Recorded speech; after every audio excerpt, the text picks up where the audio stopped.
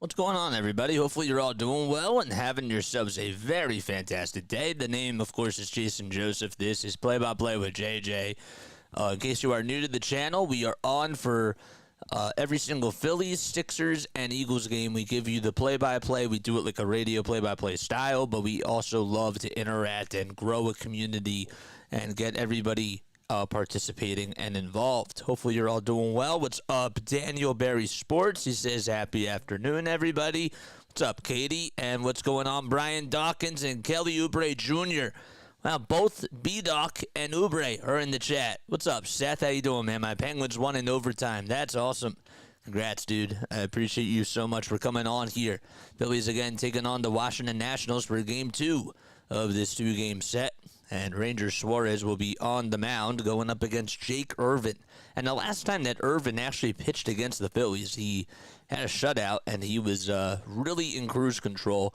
The Phillies hitters were very off-balanced, and what they're going to have to do today is they need to not only put the ball in play, but they need to be more patient at the plate and show some more plate discipline. Especially from last night's game, they were attacking a lot on the first pitches, and even when they got on base, they were just making some really bad mistakes from a base running perspective, but also just from a count perspective when they were in the box. And that needs to change today, especially when you're going up against Jake Irvin. That's a guy that you struggled hitting against, and that was the only time that he played against the Phillies. Now, the Phillies did win last night. They shut out the Nationals 4-0. Aaron Nola, he pitched really, really well. Compared to the first start that he had, he went 5 2/3. He allowed 2 hits, had 4 strikeouts, and did pretty good against the Nationals. The outing before that, not so much. He went 4 1/3 of an inning against the Braves and allowed 2 homers, 6 earned runs, 3 strikeouts, and only had 83 pitches. But the ERA has not looked so good. But it has definitely come down because of the last outing that he just had, which was last night, and he did pretty good. And you're going to need a good outing today from Ranger Suarez. We'll talk a little bit more about him in just a few moments. But what's up? Yo, is it clickbait? That did they trade Brogdon to the Dodgers? I think that's clickbait. But yeah, so that's mainly what's going to happen today. The Phillies really need to just go out swinging, and they need to just produce a lot on the offensive side. We're going to turn on our Twitter notifications, our X notifications right now, just in case, obviously, anything breaks during the game. And that way we keep you guys up to date with what's going on in the sports world, in the baseball world, and just in all different types of things. All right, let's get to the starting lineups for tonight's game. Actually, before we do that, we'll talk about Ranger Suarez because I did mention that we were going to talk about him. Ranger has had a very interesting season so far. He just pitched in one outing. It wasn't bad. He wasn't great. But you need him to go out there today and give you about 6 good innings for sure. You need him to be dominant. He had a 5.40 ERA his last time out. Went 5 innings, allowed 3 earned runs against the Braves, and had 7 strikeouts. So that is what he did in his last outing. We're about ready to get started at Nationals Park, and the Phillies are going to be underway in just a few moments. But I also wanted to be sure that I mentioned that in regards to just how things went down, Suarez did allow 2 runs in the first and then started to settle down a little bit, and he just only allowed 1 run in the fourth. But he pitched pretty well. Besides that, he also had 7 strikeouts on 83 pitches. All right, so the lineup for tonight's game. So for the Phillies, they got Kyle Schwarber leading things off. Trey Turner is the shortstop, batting second. Bryce Harper hitting third. JT Realmuto batting in the cleanup spot today. Alec Boehm following him up. Here's Bryson Stott, who's batting in the 6th spot. They were showing him on the camera. Nick Castellanos hitting 7th. Brandon Marsh batting 8th. And Johan Rojas is batting 9th. So Schwarber's at the plate. At the first pitch, he fouls back towards the screen, and we are just underway. So the count is 0-1. On the mound for the Nationals, it'll be Jake Irvin, and the pitch is in there for a strike just at the knees on the inside corner. So no balls, 2 strikes to Kyle Schwarber, who's 0 for 2 in his career against Jake Irvin. That was the last time that he played against him, which was last year in the summertime. No balls, 2 strikes. The next pitch way inside for ball 1. Defensively, from 1 through 9, the Nationals, they got on the mound, of course, is Irvin. Then you got Keibert Ruiz, and that is how you say it. He's behind the plate. The one through the Schwarber. Good take. It was a curveball that was down and inside. From first to third, it'll be Gallo, Vargas, Lipscomb, and Nunez. Nunez over at shortstop. To 2-2 coming right up, and here's the pitch by Irvin. Swing and a miss as Schwarber goes chasing after a curveball. There's one away headed towards the dirt. From left to right for the Nationals, it'll be Winker in left, Young in center, and Thomas out in right field. So Schwarber goes down swinging, and that's how we get the first out of the day. So Turner is now due up at the plate. And a look at a curveball that's low. He's batting .301 at a Nationals Park with 52 homers and 169 RBI. But this season he's only batting .214 with 2 RBI. The 1-0 pitch, swing and a miss on a 95-mile-per-hour heater right down the pipe. The crew chief for today's game, Roberto Ortiz calling the balls and the strikes behind home plate. Alfonso Marquez over at first. Lance Barrett is at second, as the 1-1 is just outside. And Jonathan Parra, who was the home plate umpire in last night's game, he's over at third base today. Nobody on, 1 out. We're in the top of the first. Phillies won last night's game as they shut out the Nationals 4-0. 1 second left on the pitch clock, and the 2-1 to Turner, swinging a grounder, pulled over towards the third base side, gobbled up, and the throw over to first is in plenty of time by Trey Lipscomb.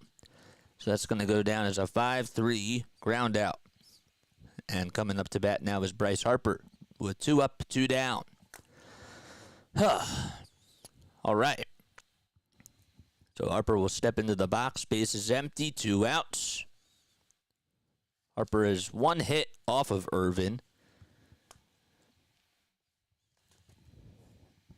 And the first pitch, swing and a foul ball. Later against the Blue Jackets at 4. I just said, was that clickbait? I don't know. I literally just got home. I have no idea. The 0-1 pitch, swinging a towering fly ball, hit out to right field. It's going back towards the track, and it'll still stay in the yard, and making the catch is the center fielder over towards the alleyway. That's Jacob Young. The side is retired. 1, 2, 3 go the Phils, and we go to the bottom of the first. The Washington Nationals coming up to bat. All right, so let's get situated a little bit. Brogdon is a Dodger. Okay, well, that just got reported. I literally just drove home. So, I had no idea. Ryomuto Bohm. Who's your source? Who said it? I just turned on Twitter. So, no problem, JJ. Yep. Who's the source?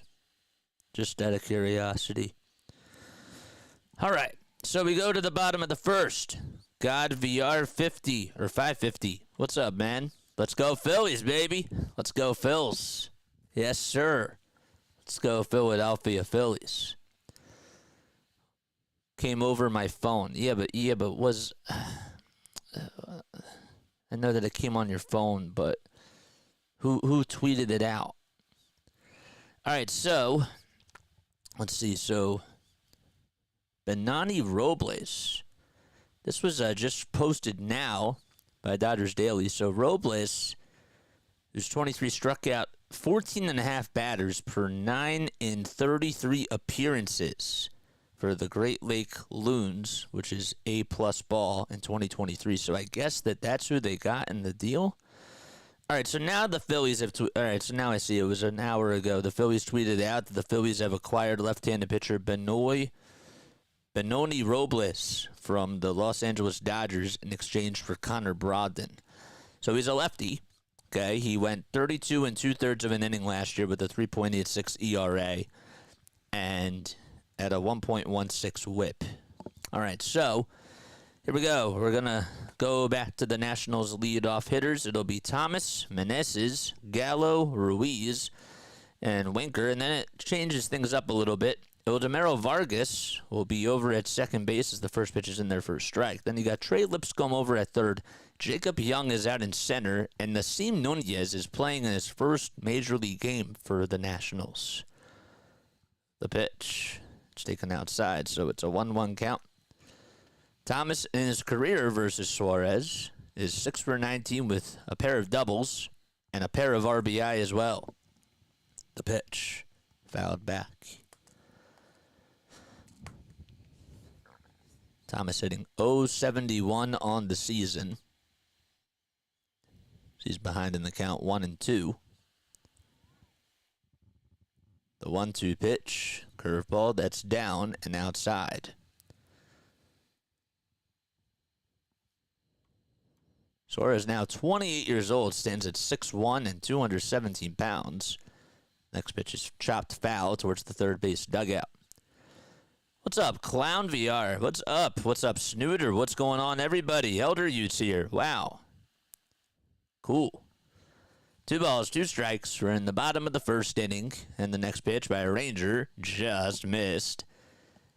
And it probably would have, I don't know, I guess it could have gone either way. It's 3 balls, 2 strikes. Roberto Ortiz calling the balls and the strikes right behind the plate. Full count pitch. And it's chopped right through the 3-4 hole for a base hit. And Castellanos gets to it. And it's an opposite field single by Thomas. And that's the first hit of the ball game. Now that'll bring up Joey Meneses, who's going to be due up at the plate. Batting on the right side. Nationals in their home uniforms with their dark gray tops and silver bottoms, I guess. First pitch is in there for a strike. So no balls, 1 strike to Joey Meneses. 1 runner over at first. The next pitch, 0-1, chopped over to third base. Bone plays on the hop, throws over the second for 1, and the throw to first, not in time. So it's just a 5-4 fielder's choice ground out, and to be honest with you, I thought that Thomas was just going to get in there safely over at second, but he did not. So it's Meneses who's over at first base with 1 out, and Joey Gallo is coming up. Gallo on the season batting a .190 with a homer. It was a solo shot earlier in the season. First pitch. It's in there as a sinker at 91 for a called strike. Defensively for the Phillies. Well, you got behind the plate, it'll be JT Realmuto. And on the mound, of course, is Ranger Suarez. We'll get to the infielders in just a few moments. The 0-1 pitch, good take. It was a curveball that misses down. So the count is 1-1. Over at first, it's Harper. At second, Stott. Third, it's Bohm. And Turner's over at short. And from left to right, it's Marsh, Rojas, and Castellanos. The pitch by Ranger. Popped up over towards the third base side in fair territory. Bohm now goes into foul territory behind the bag, and he'll make the catch. So, actually it was over towards the right side of the bag. But regardless, there's 2 away. So a foul out over to third. And Meneses stays over at first. Here's Keibert Ruiz. There's some dark clouds that are coming in out at Nationals Park. And Keibert swings and misses at a changeup at 81 miles per hour. Keibert had 18 homers last season. This season he already has 1. He also has 3 RBI to go along with it. The pitch fouled back towards the screen. So Ranger on the mound. 14 pitches for him so far in the first inning. He's looking to have a bounce-back performance. He's actually 6-1 lifetime against the Nationals. Has had some very good starts.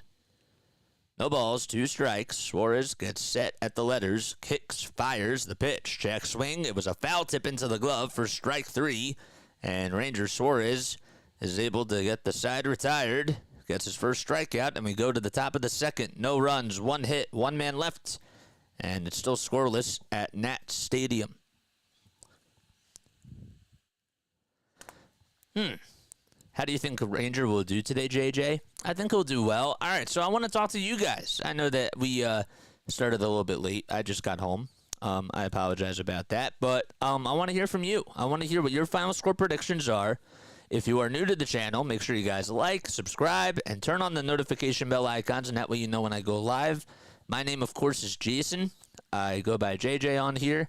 You can still call me Jason, though, but yeah, it's play-by-play with JJ. We're on for the Phillies, the Sixers, and the Eagles. We do play-by-play for all those games. It's literally in the title. It's very self-explanatory. So, yeah, we've been doing this for about, I want to say, since December of 2022, and we have a fun time on here, you know? We have a really cool time. We have a nice community and a pretty good family on here, and I want you guys to get involved. And that's why it's not after the Phillies game, but after the Sixers game tonight, we're having a doubleheader. So make sure that you do tune into the Sixers game. That game will be at 8 o'clock. But right after that game, we're going to be going on Discord. And I want people to get more involved with the community, okay? We have a Phillies chat on there. We have a Sixers chat. I really want to get us starting to go on there. And after the game tonight, you can obviously come on and join the voice chat. Give your thoughts about the Sixers, but there's the link right there. If you join that Discord link, you should be able to not only attend the event, but you also should be able to click on my channel. So if somebody could test that out, I would really appreciate that for sure. But yes, I really, really want to get the Discord more active, because I think that that's a really cool community to be a part of. Here comes JT to the plate. Phillies went down in order, 1-2-3 in the top of the first. They're looking to get their first base runner of the day, and Irvin won't allow it. On the first pitch, it's a strike. It was a pretty wicked curveball. JT has a 5-game hitting streak, and during that time, he's 7 for 20. The 0-1 pitch that sliced foul over towards the right field side. We heard a lot about from Kevin Long that he was in the lab, JT, and he put in a lot of work with his swing and with his stance during the offseason and really during spring training as well. No balls, 2 strikes to Real Muto. 8 seconds left on the pitch clock. Irvin comes set and fires and throws it upstairs for ball 1.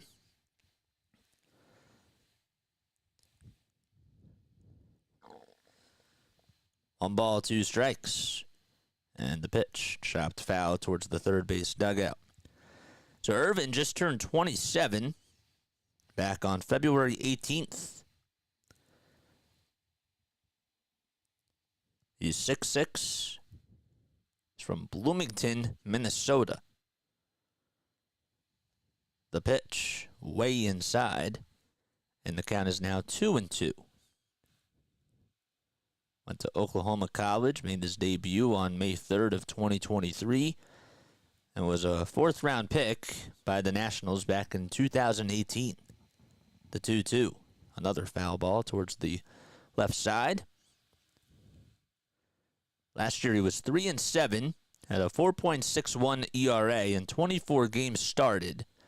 Also went 121 innings, allowed 62 earned runs, and 99 strikeouts during that time. The pitch, line drive into left field for a hit. Just takes 2 bounces and bounces right in front of the left fielder. And JT gets on with a single. That's the first of the day for Philadelphia. Good swing by JT, too. Didn't want to do too much with that fastball. It was just in a good spot. And he got the barrel on it. He actually had the bat. I don't know how he did it, but he had to kind of go in a little bit and just provide a lot of strength to just put that one out into left field. Here's Bohm at the plate. We're in the top of the second. The first pitch, he stares at the sinker that just misses low.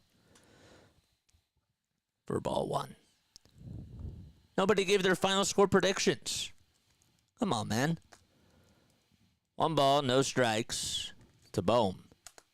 And the 1-0, that's a little bit in. It misses for ball two.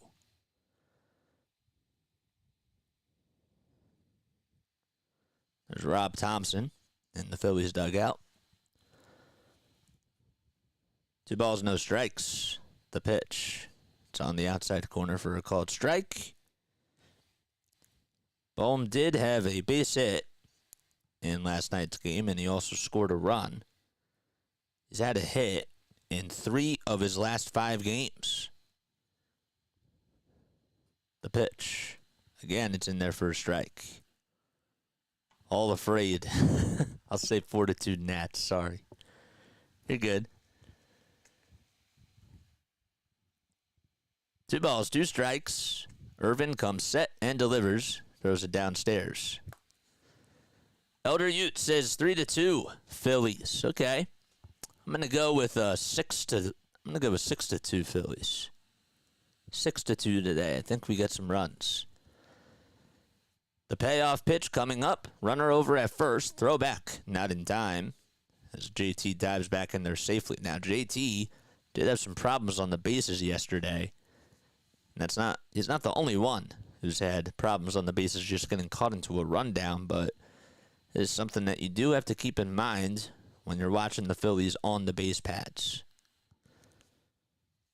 JT got on with a single out to left field. He's over at first. There's nobody out. We're in the top of the second inning. No scores so far between both these teams, and we have a timeout. Another pitch comm technology issue. That's with Keibert Ruiz.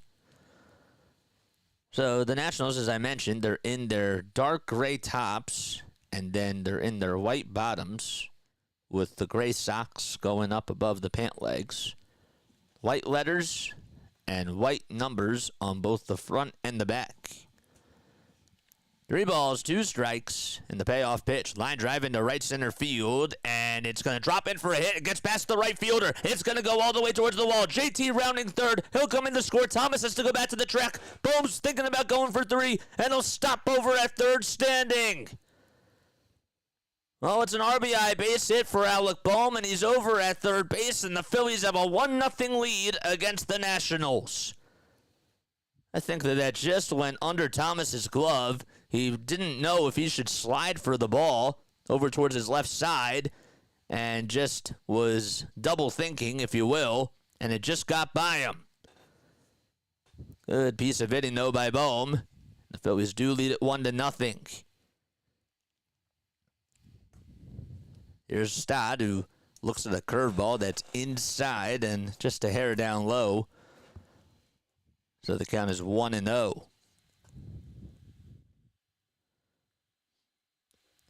There you go. That's how you get runs on the board. The next pitch to Stott is at the knees for a called strike. So Stott has a 22% walk rate, which I believe is the highest in Major League Baseball. They just had that up there as a graphic. The pitch up high for ball 2. Interested to see how they score that. So they rule it as an RBI triple by Alec Bohm. And again, JT scores. Stott's at the plate, still nobody out. The 2-1 pitch, grounder pulled over to second base. Vargas stares at the runner at third and makes an underhanded toss to first to get the first out of the inning. So it's just a 4-3 ground out by Stott. And Nick Castellanos is coming up next. Bad decision by the right fielder. It's a triple, never even hit his glove. Yep. Well, Castellanos is due up. And Bohm stays over at third of the pitch. Just a hair outside for ball 1.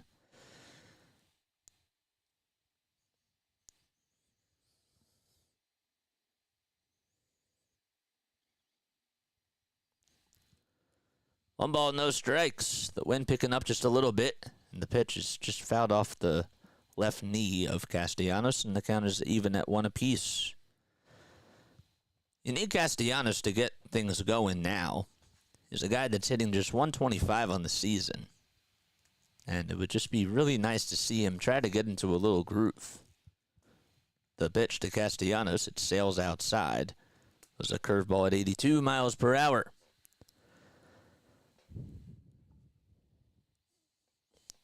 Casty's just 1 for 3 against Irving, lifetime, with a strikeout. The pitch, curveball that's in there for strike 2. So it's 2 balls, 2 strikes to Castellanos. Stands at 6'4". Of course, his son Liam. Sure, we're going to see him a lot during the summertime. 2-2 pitch. Grounder pulled over to shortstop. Nice play by Abrams, and the throw over to first is in time. That was actually Nasim Nunez, who's over at shortstop today. And Bohm doesn't even have to flinch. He goes back over the third base, and there's 2 gone. Well, you kind of like to see the Phillies get Bohm home. Now Marsh is coming up to the plate, and the good news for him is that he's been one of their best hitters. 2 outs, and the pitch to Marsh misses low on a curveball at 80 miles per hour. Marsh, with his long beard, has the bat on his back shoulder. The 1-0 pitch looks like a cutter that's on the upper third of the zone for strike 1. Marsh is now 26 years old. Turned 26 back on December 18th of last year. The pitch inside for ball 2. Phillies got a run in this top half of the inning, thanks to an RBI triple by Alec Bohm after a leadoff single by Realmuto, and of course he scored. The 2-1 on the way. Grounder towards the right side. It's just foul, though. It's an even count at 2 apiece. Rojas waits in the on-deck circle. Marsh is at the plate. It's a 1-0 Phillies lead. We're in the top of the second. Bohm's still over at third. 2 outs, 2 balls, 2 strikes. Irvin comes set at the letters, gets the signs from Ruiz, and the pitch misses inside again for ball 3.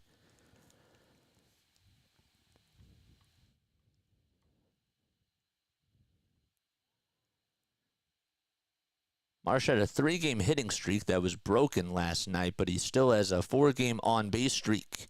3-2 pitch. There's a slow roller over to second base. Going to be a tough play, but the throw over to first is just in time to get Marsh, and the inning comes to an end. Phillies do get 1 run, though, on an RBI opposite field triple by Alec Bohm, and the Phillies lead it 1-0 as we go to the bottom of the second.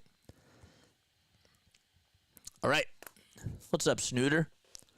Screaming Jerry Lee's here. What's up, man? Thanks so much for coming on. How does the audio sound, guys? I haven't really heard anything, so I guess that's a good thing. It does sound a little bit weird, but maybe I should put the feedback down a little bit.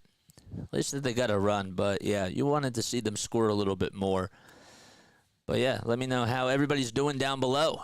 What's everybody doing today? How's everybody's day going? I do want to let you guys know that tomorrow I will not be on for the Phillies game. I have to make sure that I cancel that stream because I'm going to be at Penn, and I'm actually going to be calling the softball game on ESPN Plus. I'm really, really happy about that. I got a cool gig coming up, and obviously want to make sure that I take advantage of that opportunity and get reps. You know, that's just like why we're on here. As much as we love the Phillies, as much as we love the Sixers, as much as we love these teams, we're on here for reps. That's the number one thing. And the community stuff, that obviously comes with it. But yeah, so I will not be on here tomorrow. I will actually be on later at night for the Sixers game. I will not miss that. But we got a softball game tomorrow afternoon. Surprised that they're playing the infield in. It's only the second inning. What's up? What's going on? It's good. Hey, JJ, are you calling the Sixers game tonight? Yes, of course we're calling the Sixers game tonight. Of course. Game's at 8 o'clock. We got a doubleheader, man. I'm going to post the link down below. After the Sixers game is over, please come on and give your thoughts on the Sixers game. I want everybody to become more a part of the Discord community. So even if you don't join this right here, I want you, even if you're not able to make it to the event, I still want to get the Discord more involved, and I want to get the baseball chat, the basketball chat, the football chat, and all that type of stuff. I want to get that more active. So if you could join, I would really appreciate that. All right, no balls, 1 strike. Rangers back out there on the bump. The pitch to Winker is sailing foul towards the left side. So again, in case you are just tuning in, Connor Brogdon got traded to the Dodgers about an hour ago for Benoni Robles, who had pitched in 33 games last year at a 14.6 strikeout through 9 innings ratio, and the 3.86 ERA as well. No balls, 2 strikes to Jesse Winker. The 0-2 pitch fouled in and out of the glove of JT. Thanks so much, Riddish. I appreciate it. Situational hitting needs to improve, absolutely. Winker's second in the National League in OBS. The pitch, strike 3 called on the inside corner right at the knees, and Ranger gets his second strikeout of the day. Well, he struck out Kabert to end the first. He gets a strikeout here against Jesse Winker. Just a good movement on that pitch that he threw right there. Sometimes, was it a little bit outside? I guess the ball could have gone either way, but it technically caught a little bit of the black. It's a 4-seamer that misses low for ball 1 and maybe a hair outside. Eldemaro Vargas steps into the box, batting on the right side. He'll serve the second pitch of the at-bat foul. He's 8 for 16 lifetime against Ranger with 3 doubles and 2 long balls. The 1-1 pitch. It's a changeup that's just below the zone. Also hitting 300 on the season with a 400 slugging percentage. Does have 1 RBI to go along with that. The 2-1 by Ranger. Line drive back up the middle for a base hit. And Rojas backhands it. And the throw over the second base will be drawn. But it's a 1-out single by Eldemaro Vargas. And now he's 9 for 17 against Ranger lifetime. So 2 innings in a row where Ranger has allowed a single. And Trey Lipscomb is going to be due up next. Phillies are in their gray tops, gray bottoms, away uniforms with the red letters on both the front and the back, and the red baseball caps with the white Phillies logo on the front of the cap. The first pitch to Lipscomb is just outside for a ball. It's in 286 on the season with a homer and 2 runs batted in. Suarez looks back over at first base. Now back to the plate. In the 1-0 pitch, there's a little cue shot hit over towards the mound. And Ranger, he only has a play to first, and that's where he'll throw it to get the trailing runner. And the lead runner goes over to second. So there's 2 outs. As a batter, that's like one of the most frustrating things when you're at the plate and then you hit a ball that's technically in play, but you didn't get a good feel of the baseball. And Ranger's a pretty good fielder, too. Don't forget about that. 2 outs, runner in scoring position. There's a curveball that's just low for a ball. So Jacob Young is at the plate. He's 0 for 5 in 2 games this season. 1 ball, no strikes. Ranger with the pitch. Inside, a 4-seamer at 93 on the gun. That's our set franchise. What's up, Darth Pooh? I got to go see you at the Sixers game. Yeah, absolutely.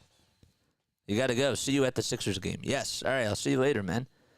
2-0 pitch. There's a grounder. Pulled back over to second base. Stott was playing up the middle. Throws it over to first. And the inning comes to an end. No runs. 1 hit.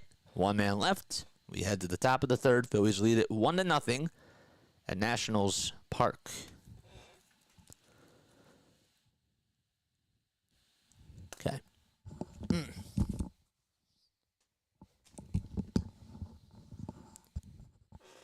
Ranger is so calm. Yes, he's calm, cool, and collected for sure. Absolutely. Hopefully you're all doing well. The name, of course, is Jason Joseph. This is Play-by-Play with JJ. We have the Phillies game tonight, and after that, it's a back-to-back. It's a doubleheader. We got the Sixers game on right after this one. Thank you for those of you that came on at the end of last night to talk to me on the Discord server. I definitely want to get that going more and more. Won't be able to do it after tonight's Phillies game, but definitely will do it after the Sixers game tonight. And then, yeah, we got a long weekend ahead of us, so we won't be doing the Phillies game tomorrow. I'm going to be covering a softball game at Penn, so that'll be really cool.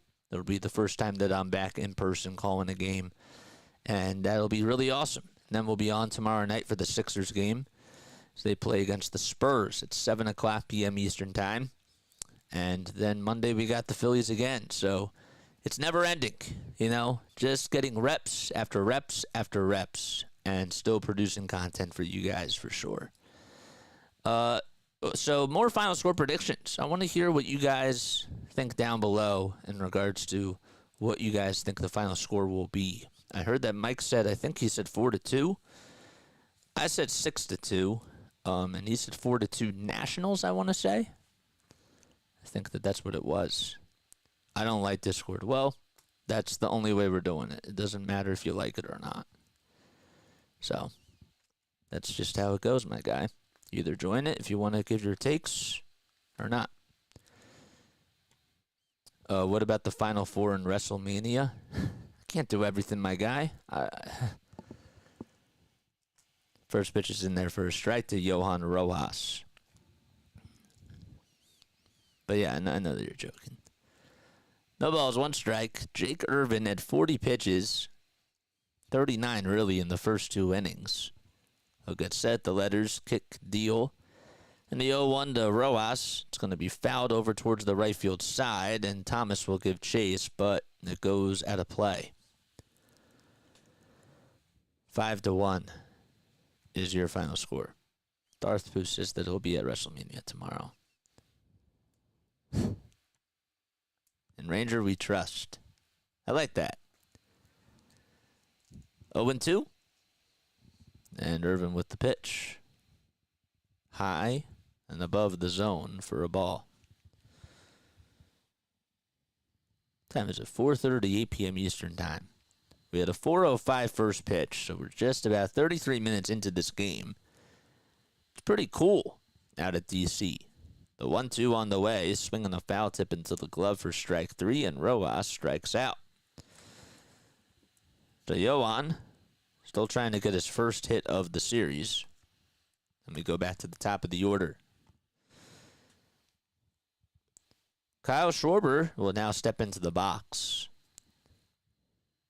with the red batting gloves, the red wrist protector, and the blue elbow guard just below his jersey. Takes the first pitch inside and low for ball 1. It's interesting because I noticed that when he stands at the plate, he rests his bat on the back of his shoulder. The 1-0 pitch, slowing outside for ball 2. And then it's like once the pitch comes, then he starts to take a couple steps and he leans it a little bit more up. 2-0 pitch, just misses inside for ball 3. Thought I was going with where? I said to you like last night that I'm doing the softball game tomorrow. 3-0 on the way. There's a bouncer back over towards the mound. Nice underhanded throw by Irvin over to first base, and he makes the play, and Schwarber is retired for the second time today. 2 up, 2 down in this top of the 3rd inning. Rojas bolt up to strike out more. Isn't Rojas like, he has a hit. He's like 056. So Turner is coming up to bat. He's 0 for 1 today. And he looks like a four-seamer that misses outside for a ball. Rojas really is hitting 056. just has one hit in 16 at-bats coming into today. 1-0 pitch. There's a line drive down the left field line. It's a fair ball. It's going to go all the way towards the corner, and Turner can fly. Took a very weird bounce, and Turner will jog into second base as the throw is cut off over to the shortstop. Trey gets on with a 2-out double in the top of the third. Good piece of hitting. That fastball that he hit was just absolutely smoked down that left field line. And you need Trey to start to attack on the baseballs. Just did it over the third baseman's head. Vargas would have been a really tough play for him to make. So now Harper will get intentionally walked. And they'll go over to first base. That's the first time this year that a team has intentionally walked Bryce Harper. And JT's going to come up. And to be honest with you, JT had a single his last time up. And I guess I can kind of understand why you don't want to face Harper. But at this point, I don't know if I want to face JT. So Turner stays put at second. Harper's over at first. There's 2 outs in the top of the third. Phillies lead at 1-0 thanks to the RBI triple by Alec Boehm. And JT, who scored on that triple in the top of the second, is due up at the plate. And the first pitch is grounded foul towards the left side of the infield.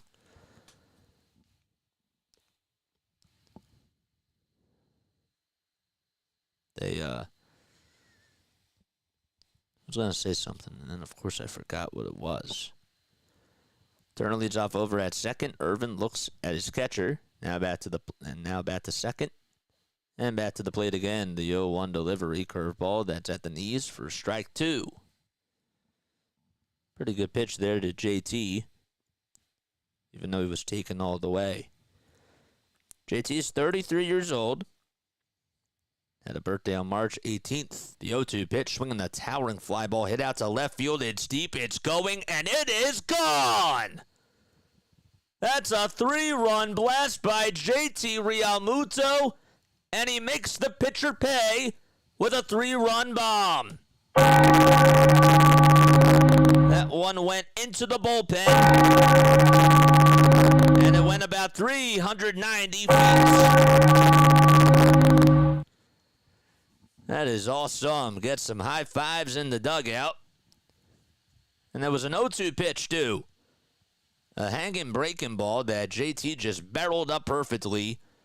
And he just hit a rocket out to left field into the Nationals bullpen. So 3 runs on that homer. And here's Boehm, who comes up to the plate and he stares at the sinker on the outside edge of the plate for strike 1. I mean, I said, why would you pitch the JT in that situation if you're going to intentionally walk Harper? JT's hot. The 0-1 swing and a miss to Alec Boehm. So Boehm had the RBI triple in the second. Able to give the Phillies a 1-0 lead. The 0-2 on the way. High again. I should play the lottery. You called it? The 1-2 pitch that's low was a curveball at 83 miles per hour. You did call it. Unless you looked. 2-2 pitch. Grounder. Back towards the mound. Irvin has it. Doesn't even have to go over to first. He just throws it right over there. And the inning comes to an end. The Phillies get a 3-run homer by JT Realmuto. And that gives them a 4-0 cushion as we head to the bottom of the third at Nationals Park. Go back up in the chat of Fullman. I can't do it now. No way. Look at the timestamps. Okay. I believe you. I believe you. I said that why would you pitch to him, though? But yes. Okay. You're right.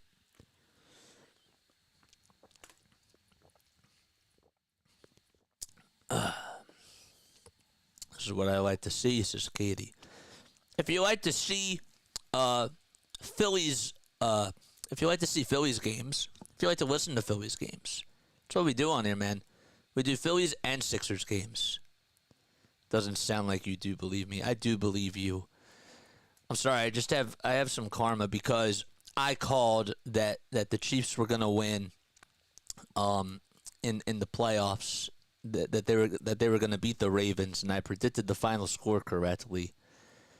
And a couple people that I posted it on TikTok because I called that final score, and they were like, they didn't believe me. But I do believe you. I don't, but I knew that that was a mistake pitching around Harper. Said the same thing. I did. I said the same exact thing. So yeah, make sure you guys like and subscribe. Turn on the bell icons, and that way you'll know when I go live. The name is Jason Joseph. This is Play by Play with JJ. How many homers do we think JT is going to get this year? I want to hear JT down below in the chat because that was a really, really big shot. How many homers, though, do we think he's going to get this year for the Phillies? How many? Comment your thoughts down below. I'm going to go with 24. I think that he gets 24 homers this year. I will make sure that I hold myself accountable. Darpu said over 22. I'm going to go with 24. Matty M says 19. Okay. Matty thinks that he's going to go under 22. Here comes Ranger Suarez. Throws it low. The count is 1-1 to Nunez. So Nunez is up at the plate. The count is 1-1 to him. Suarez has 31 pitches on the day. Nasim Nunez takes the next one upstairs for ball 2. I think he's a solid. I'm hoping at least for 20. I think he's a solid enough for 27, says Jordan. What's up, Jordan? Thanks so much for coming on here. The 2-1 delivery. High again for ball 3. And the count is now 3-1. So we think that over 22. Zach's hoping for at least 20. The pitch. Just on the outside corner at 90 miles per hour. The count is now full. So Nunez is batting in the 9th spot. Payoff pitch. Grounder. It's deflected off the glove of Ranger, but it doesn't get too far out in front of him. Throws over to first. Got it! What a play by Suarez. He tried to field it. It bounced off the heel of the glove. It was actually off the tippy part of the glove. And I thought maybe it was going to bounce a little bit more away from him, but it was just behind him. Didn't get too far away, and Suarez is able to get the first out. This is why he's such a great fielder, and he's such an athlete. To go over towards his left side, and boom, gives him a little pat on the chest for 1 away. Now Thomas is due up next. I mean, that's just incredible that he's able to do that. And you would think that some of these pitchers, they just don't have that same capability to just do it too soon. The 1-0 pitch. Line drive into center field as it goes back up the middle for a hit. And Thomas is aboard for the second time today. Had a leadoff single in the bottom of the first. And he gets a 1-out single right here. Ranger got a cutter that ain't cutting. 25. I know, he's so nonchalant. That's a good way to put it. So here's Joey, who steps up to the plate, and he looks at a sinker that misses low at 92 miles per hour.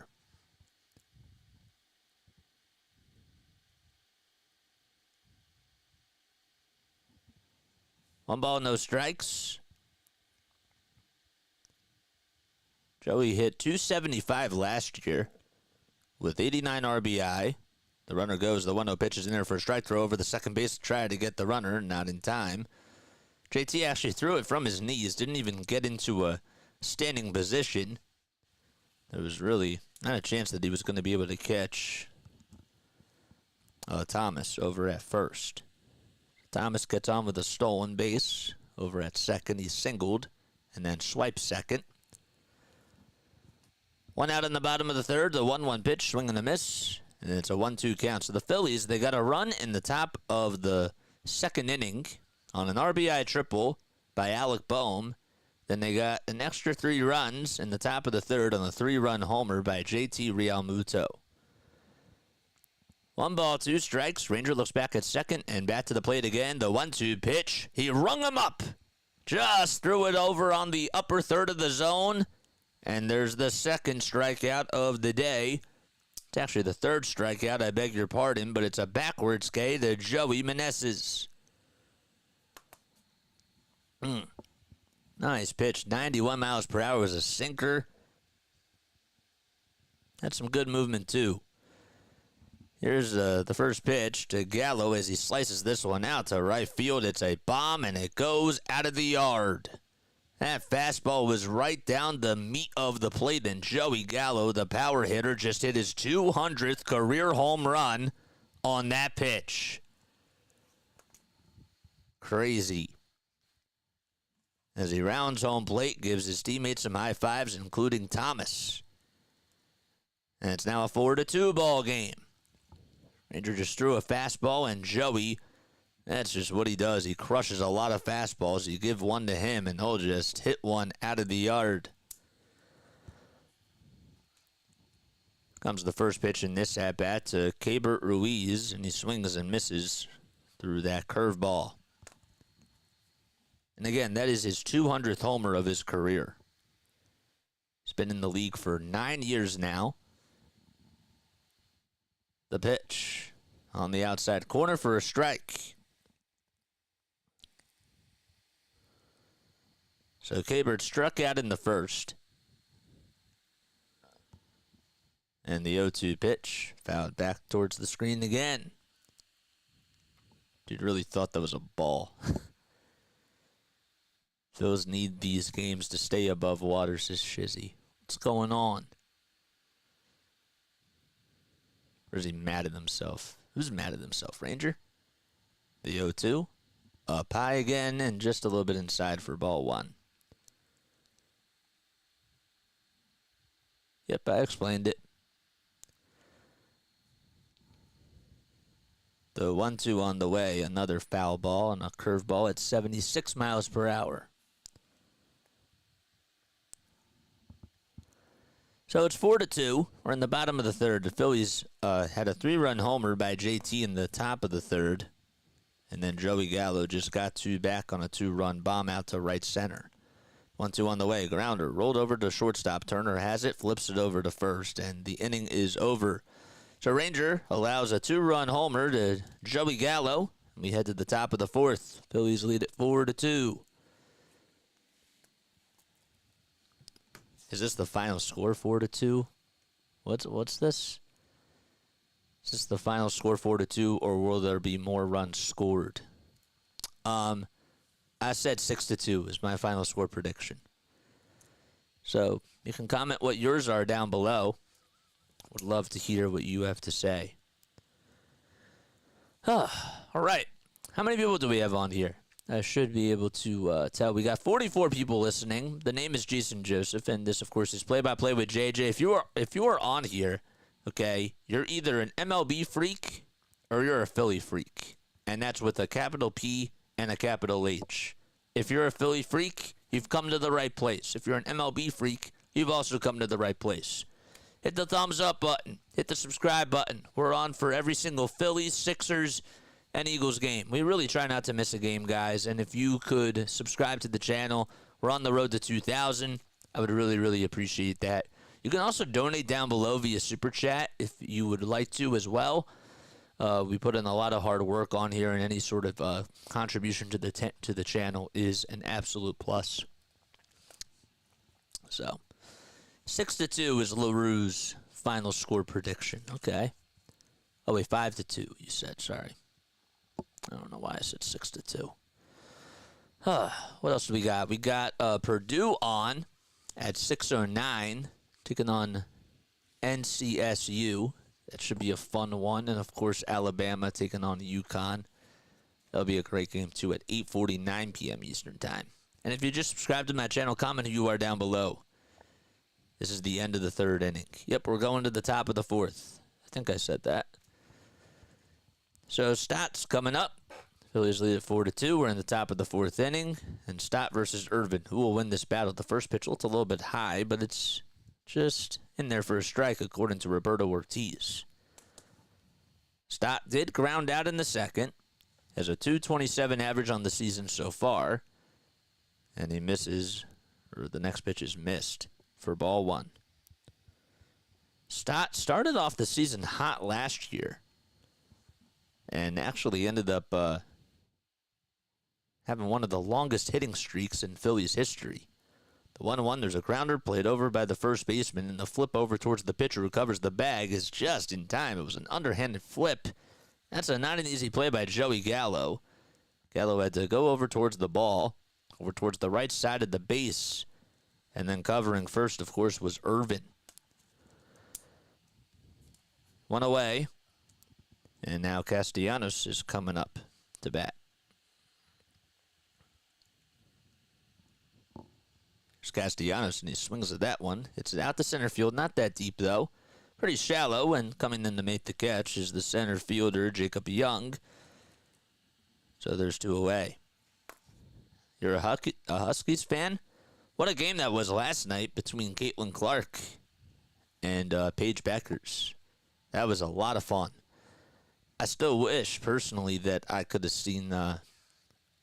I still wish that I would have seen the chance for Paige to tie the game, but was that foul by Edwards correct? I thought in real time it was, but I can also understand why you wouldn't want them to call that at that late of the game. 1 ball, no strikes to Brandon Marsh. The next pitch is just in there, according to Roberto Ortiz, for a strike. But what are your thoughts about that? Did you guys watch the game last night? 1-1 on the way by Irvin. Misses outside for ball 2. I thought that they did a good job of defending her in the first half. And then Caitlin had a better second half. The 1-1 pitch. There's a fly ball hit out to left field. It's carrying. It's going back towards the track, but it'll stay in the yard. And making the catch is the left fielder for out number 3. That's Jesse Winker. So a 1-2-3 go the Phils. We go to the bottom of the 4th at Nationals Park. Phillies lead it 4-2. That game last night was a great finish. Castellanos is the Tobias Harris of the Phillies. Nope. In regards to polarizing player, okay, I can understand that, but Castellanos gives you a lot of effort. Okay, Tobias is not playable at times. Castellanos is still playable because of his arm. What's going on with Castellanos? I don't know. You should ask him. Zach says, unfortunately, I work night shift weekends, 12 hours, so I never get to watch any games over the weekend, and that's why I'm really glad that I found your channel, honestly. Well, thank you. I do appreciate that. I did, I wanted to tell you guys, I'm always looking to get better as a broadcaster, always looking to get better, always looking to find open sources and good things for information, okay? Football is one of the hardest things to call because there's not a lot of games, right? And that's like one of the main reasons why. There's not a lot of games. You don't really get a lot of reps with it. Baseball, you do. Obviously, you get the most reps with baseball, and it's 162 games.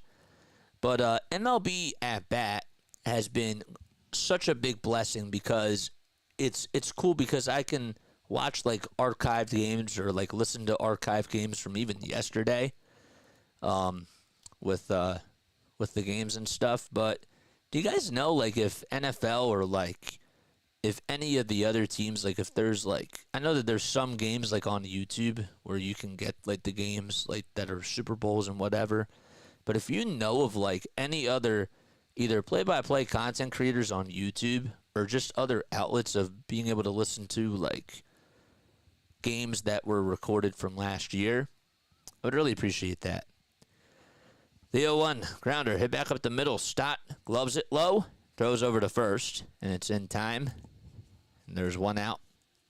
Ranger Suarez back on the bump for the Phillies, and that was his 50th pitch.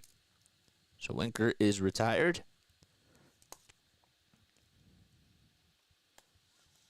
What's up, Izzy? What's up, Megan? How you doing? All right, so nobody on, 1 out in the bottom of the 4th. Phillies lead it 4-2. Ildemaro Vargas steps into the box, and he takes the first pitch down, almost towards the dirt. The 1-0 delivery, what a curveball that was, just at the knees. Had a lot of wicked movement, came in at 76 miles per hour, and Vargas didn't even know what to do with it. 10 seconds left on the pitch clock, and the 1-1 pitch. It's low again and wide. Shizzy says, going back to the game, it was a good game in regards to the Iowa-UConn game last night. Few lead changes. The game could have gone either way. Iowa was hitting their shots in the second half. The 2-1 is in there for a strike. And made the necessary adjustments after suffocating defense on Caitlin Clark. Their role players stepped up. They did. That's a good way to put it. 2 balls, 2 strikes. Ranger gets set at the letters. Kick steals the pitch. It was a hanging curveball that's fouled towards the left side. That's a good way to put it. We're in the bottom of the 4th inning. Phillies lead it 4-2. They shut out the Nationals yesterday 4-0. The next pitch, chopped foul towards the third base side, and the count still remains at 2-2.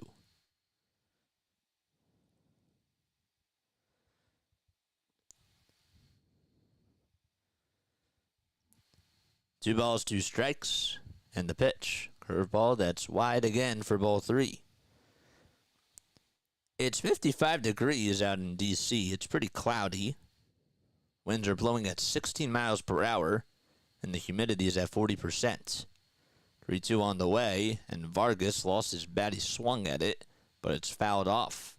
Vargas has to go back towards the backstop to go grab his bat. As it just slipped out of his hand as he just actually fouled it right off of JT's left knee, just above the knee cap. So it's still a 3-2 count. JT seems to be okay. Payoff pitch. There's a pop-up hit out towards shallow right center field. Rojas steps over 3 steps towards his left, and he'll catch it for the second out of the inning.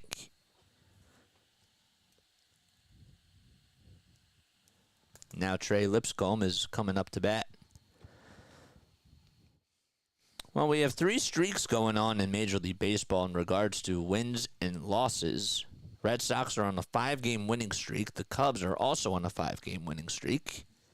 So Lipscomb will step into the box over on the right side, and he looks at a curveball that is just a hair low. The Marlins, they are 0-9 though. The 1-0 pitch, chopped foul towards the first base side. So they've lost 9 games in a row and have not won since the Phillies played them in the wild card series. They didn't even win a game then, but just crazy. 1-1 on the way. Grounder hit over to third base. Barehanded by Bohm. The flip over to first base. It's in time! Alec Bohm flashing the leather and playing some solid D over at the hot corner, and the inning comes to an end. Another 1-2-3 inning for Ranger Suarez, and he gets some help from the defense over at the hot corner by Bohm. We head to the top of the 5th. Phillies still lead at 4-2. Got to cut that highlight call. That was great. I get to only see Phillies on TV when they play West Coast teams. Oh, okay. That's cool. That's why I appreciate your channel. Well, thank you. Yeah, well, and the other really cool thing about this too, guys, is that, this is interactive, right? And the one thing that cable doesn't do is they don't take it to another level. They don't get people involved with the game. And I think that that's what makes this medium so cool as well. There's more of a personal bond. There's more of a personal connection. And if radio, I've always thought, if radio is going this way in regards to the podcasting world, because radio, interacts, you can interact with people on Twitter and people that are watching your radio show on YouTube. Why can't you do that during a game? That's how I feel. That was amazing. Yep, it was a great play. It was a great call, too. We got 52 people on here. Make sure you guys like and subscribe and turn the bell icon, and that way you know when I upload. If you guys know any other people that are out of the area or other people that, want to get more involved, with this community, please send them my channel. Send my channel their way. And again, not only do we do the Phillies, but we're on for the Sixers game tonight as well. And we also do Eagles football too. So we cover the Sixers, the Phillies, and the Eagles on this channel. And, to be honest, even Snooter Prods came on the other day, listening to a Sixers stream, and was like, yo, this is really awesome. You do a really, really good job at basketball. I know that some of you guys aren't into it as much, but I'm telling you, it doesn't get any better than this. When you're looking for people on YouTube, you don't really get a lot of people like this. And that's not to discredit any other content creator that covers sports, but not a lot do play-by-play like we do. 1-1 strike to Yohan Rojas. We're in the top of the 5th inning. Jake Irvin still on the hill. He throws a four-seamer that's just maybe at the knees for a strike. It's a little bit higher, but it's 1-2 strikes to Rojas.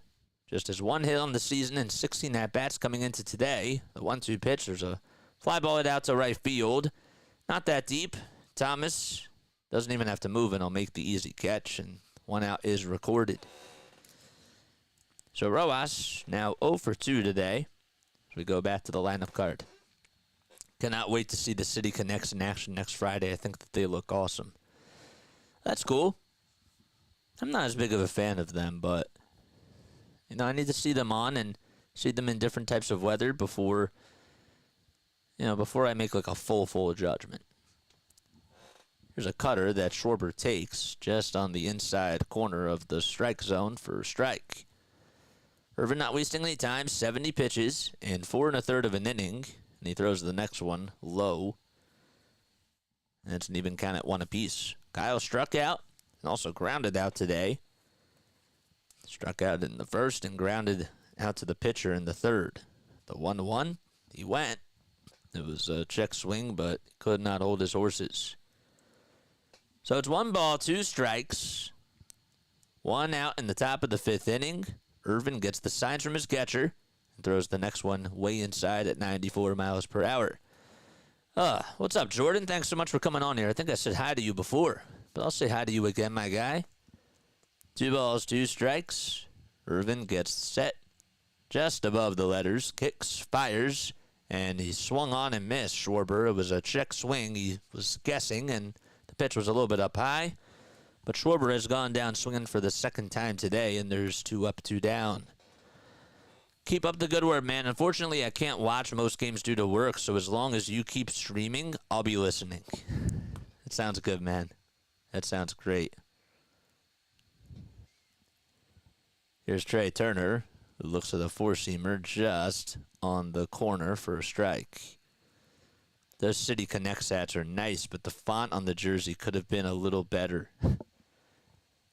No balls, 1 strike.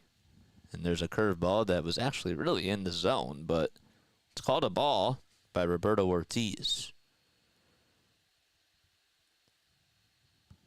And Jamie, I'm hoping he gets out of the slump. I really do. I'm sure you do too, though. The pitch. Curveball that's just below the zone. The 2-1 offering. Another swing and a miss, and that curveball was low on the previous pitch, but that one was in the dirt. 2-2 strikes to Trey Turner, who had a double his last time up, and that was in the 3rd inning with 2 outs. 2-2 on the way, strike 3 as he swung on and missed, and that was the same pitch that Schwarber struck out on. This time, though, Turner gives a full swing, and we head to the bottom of the 5th. 1-2-3 go the Phillies as the side is retired, and we go to the bottom of the 5th. Phillies still lead at 4-2. The jerseys are fine to me. The number fonts aren't terrible, or the number fonts are terrible, says Darthpoon. Not thrilled with the Philly font either. Witt needs to permanently be in center field. Why is center field a problem? Rojas defensively is good. Are you talking about hitting-wise? He doesn't need to be in center field. I'm not on the Rojas panic button yet. I think that You know what? I'll be honest with you. I think the Johan Rojas gets compared to Tobias Harris in regards to the hate that he receives. And I'm not saying that Tobias is a great player, but I think that that's the better comparison. But Tobias, of course, is getting paid a max contract. Rojas is not.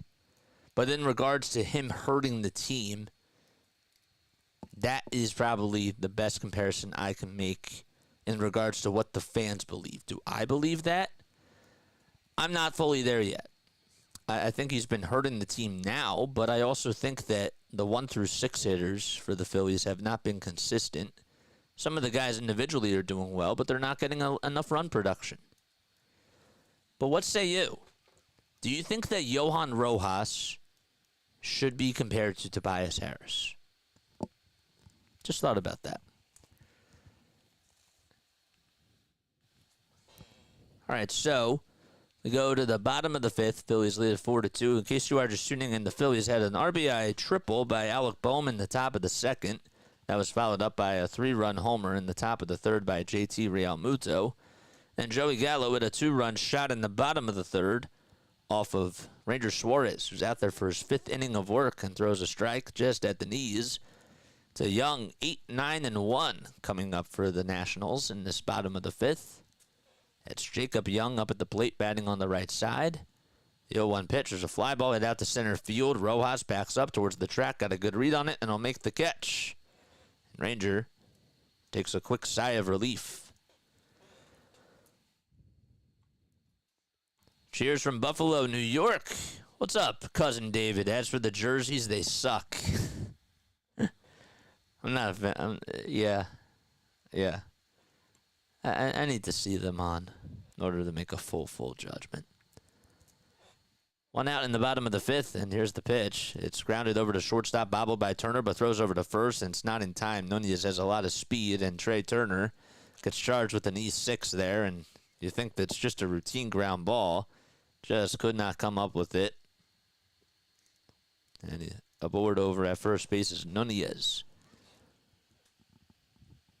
Nothing too sharply with that ground ball hit. Turner knocked it down, but probably would have been tough to get Nunez out even if he fielded it properly, but still. Tying run coming up to the plate. We're in the bottom of the 5th. The first pitch is just upstairs. It was a cutter at 87 miles per hour to Lane Thomas, who was single twice, scored a run, and also stole a base. 1 ball, no strikes. And Ranger throws back to first, but Harper doesn't even get back to the bag. What about a Mickey Moniak comparison? No, because Mickey had a lot of promise. He was the first overall pick. Runner goes. The 1-0 pitch is in there for a strike. The throw by JT over the second base is in time. Nice tag by Bryson Stott. And there you go. There's 2 outs now in the bottom of the 5th inning. So Jacob Young gets caught stealing on the base pads. And if there's one thing that you know, you don't run off of JT. Nice pitch thrown too. And JT was ready. Didn't even have to take the mask off. Nothing. Just threw a dart over to second base. And a good swipe by Stott to just tag Nunez right on the right at the chest. That was. So it is Thomas that's up at the plate. And again, it was Nasim Nunez that just got caught stealing. I was looking at the graphic. They had it wrong. The 2-1 on the way. Misses inside for ball 3. I'm going to look at this again. Just a perfect throw. Couldn't have thrown it any better. Right into the heel of Stott's glove. Just made a nice swipe. And there's 2 gone. The 3-1 to Thomas. Grounder hit over to shortstop. Turner fields it cleanly this time. Throws over to first. And the inning comes to an end. So an E6, but no harm done. And we go to the top of the 6th. Phillies still lead at 4-2 at Nationals Park. Okay, so E6 for Nunez. Then he gets caught stealing. And then Thomas grounds out to short. Okay. All right. If you are new to the channel, make sure you guys like and subscribe. Roman Quinn equals Dominic Brown equals Johan Rojas. I don't know if I necessarily agree with that because Dominic Brown at least was an all-star for half a season. And it's still young, like in Rojas' career. Come on, like we can't. Are we really going to compare Johan Rojas to those guys now? Come on. As of now, yes, he's playing like those guys, but he has time. I think our bats need to hit. If that happens, Rojas wouldn't be a conversation. Captain Error. We're talking about Trey Turner's ground ball. All right. I'm still fairly new and trying to keep up with the players specifically, so could you possibly explain the Tobias situation a little bit? Okay, so Tobias plays for the Sixers. Tobias is on a max contract with the Philadelphia 76ers, and he hasn't really played up to his contract standards. And has been a very polarizing player in the city. He's not even the third best player on the team right now, if you ask me. It's Oubre, it's Maxey, and it's Embiid. So, I don't think Rojas' fielding makes up for his abysmal hitting. I don't think that Harris should be compared to him because Harris still has his awesome games. They're not just consistent. Okay. That's a fair enough point, but also, let's be honest. Okay, Rojas also robbed Acuna on a bases-clearing double in the NLDS. And if he doesn't make that catch, guess what? Who else makes that catch on this team? He has a lot of speed out there. So that was a part of the game, right? And that should be noted as something good that he does. And that really did save the game there. I know I'm just pointing to one time, but we should at least remember that. Here's Harper, who comes up to the plate, and the 0-2 pitch. There's a blooper hit out to left field. It'll drop in for a hit, and Bryce Harper gets his first hit of the ball game. It was a bloop single out to left field. And that's how we start off the top of the sixth. I'm not going to get to everybody's chat, so I do apologize. Nobody's better than JT at gunning down runners at second. I agree with that for sure. Ross is a great defensive center fielder. He just needs to learn to get on base more. Absolutely. I agree with that. His speed would make him a dangerous weapon on the paths. And I think he still has time. JT's up at the plate. It's a 1-0 count. JT had a 3-run homer his last time up and has been red hot in the Phillies uniform. Also singled as well. Harper leads off over at first. Throw back as he dives in there safely. Gets his right hand in there. Still a 1-0 count to Real Muto. Nationals have Derek Law warming up in their bullpen. The 1-0 pitch fouled away.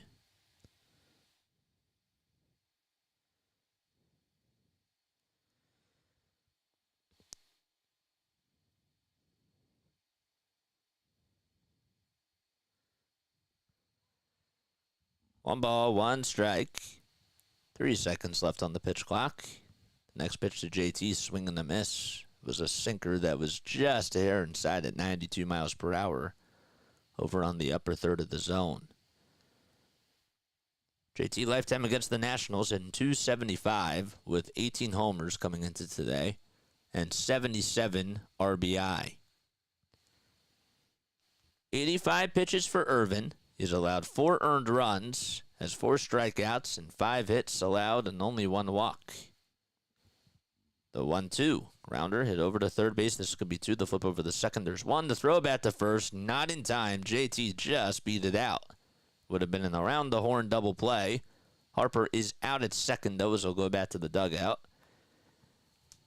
Therefore, there's just 1 out in the top of the 6th. So JT did get on for his 3rd time today. See again. Yep, just got in there. Nice job by JT to just hustle and beat that out. Alec Bohm will be the batter for the Phillies. Batting in the 5 hole today at an RBI triple in the 2nd inning. Irvin throws a sinker that misses inside.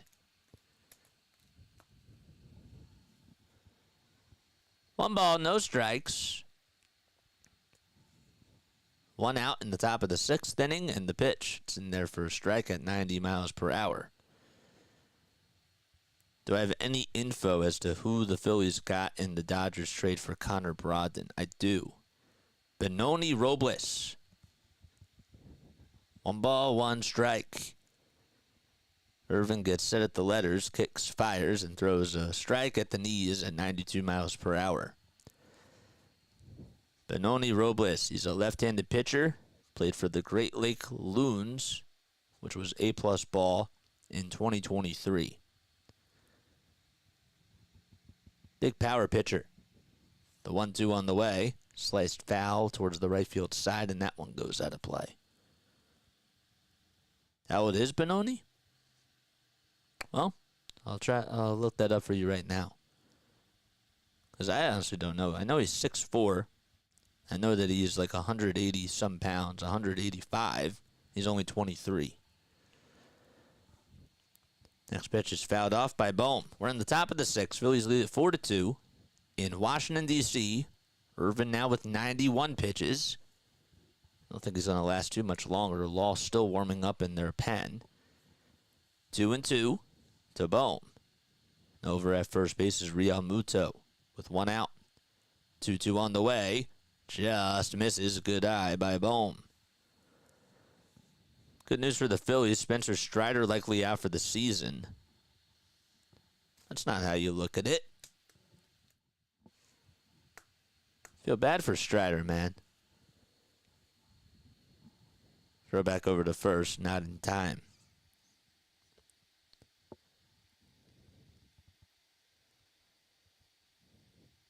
So Strider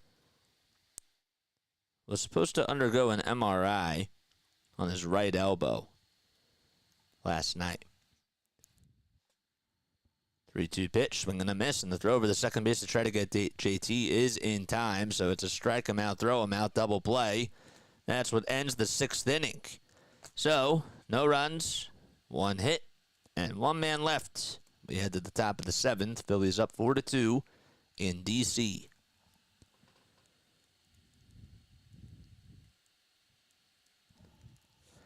Right. So, yeah, so Strider is, I did see that there was some news about him. A big blow to the Atlanta Braves, according to John Clark, that he has a UCL damage, and they don't know yet. They don't know yet if he's going to need Tommy John surgery or if he can rest a bunch of months. But he's going to be out for a while. Not good news for him personally, no, but as a Phillies fan, it's good news. I do hope that he recovers fully and wish him the best. No, I understand what you're saying. But I still don't like to. I'm the type of person that doesn't really like to look at it that way. Like, yes, it is. I guess you can call it good news. But I guess that I'm just not somebody that looks at it that way. You know? But you're technically right. You're not wrong. So, if you are new to the channel, the name, of course, is Jason Joseph. This is Play-by-Play with JJ. We do play-by-play for the Phillies, the Sixers, and the Eagles, okay? Say it all the time on here. Please come on after the game. Driving and listening, says Larry. Cool. Nice. Hopefully you had a good practice today. But, yeah, so after the Sixers game tonight, I want to get your calls, and I want to hear what you guys have to say about the Sixers game, and we'll take your phone calls and talk about that. But I also want you guys to join the Discord, so even if you don't come on for this game, please join the Discord server, which is the same link right there. You can click on that and then just join the Discord server. So that would be really much appreciated. I want to get the community going a little bit more. I've been starting to post more stuff in the chat. I want us to actually have conversations about not only baseball stuff, but talk about the NHL, talk about the NBA, and I want to get it going. You know what I mean? Like, I want to get it hot. I want to stir things up there and start making the community go on there a little bit more. So we're in the bottom of the 6th inning. Meneses up at the plate. The 0-1 by Rangers. Swinging the bouncer, hit back over towards Rangers. He took a couple steps off the mound. And he throws it over to first base on a couple of bounces, and there's one away. That's like, what, the third ground ball today that Rangers had to deal with on the mound? Something like that. I never want to win due to injured players. That's the other thing, too. One out in the bottom of the sixth. Gallo stares at a four-seamer that's low. Homered his last time up. That was his 200th homer of his career. The 1-0 on the way, swing and a miss.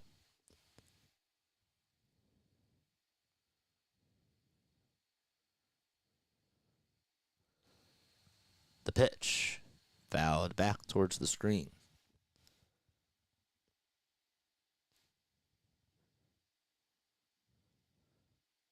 So Gallo is a two-time All-Star, also a two-time Gold Glove Award winner. Won both of his All-Stars and Gold Glove appearances, or awards, I should say, with the Rangers. Pitch is in there for a strike. It's a 2-2 count. Ranger not wasting any time and throws a changeup in the dirt, and the count is now full at 3-2.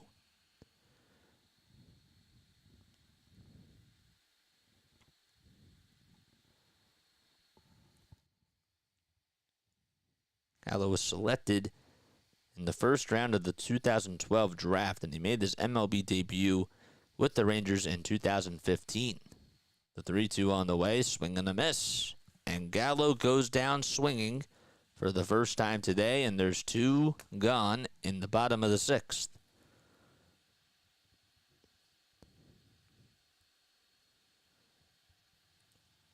He also has the most home runs ever for a player with a career batting average under 200. The first pitch to Ruiz is lifted out to left field. Marsh comes running in, though, towards home plate, and he'll make the easy catch. And the inning is over. Another 1-2-3 inning for Ranger Suarez. He has not allowed a hit since the third. And we go now to the top of the seventh. Phillies still lead at 4-2 at Nationals Park. All right, top of the seventh. All right, we got 65 people on here watching. Tell your friends about this channel. The name, of course, is Jason Joseph. This is Play-by-Play with JJ.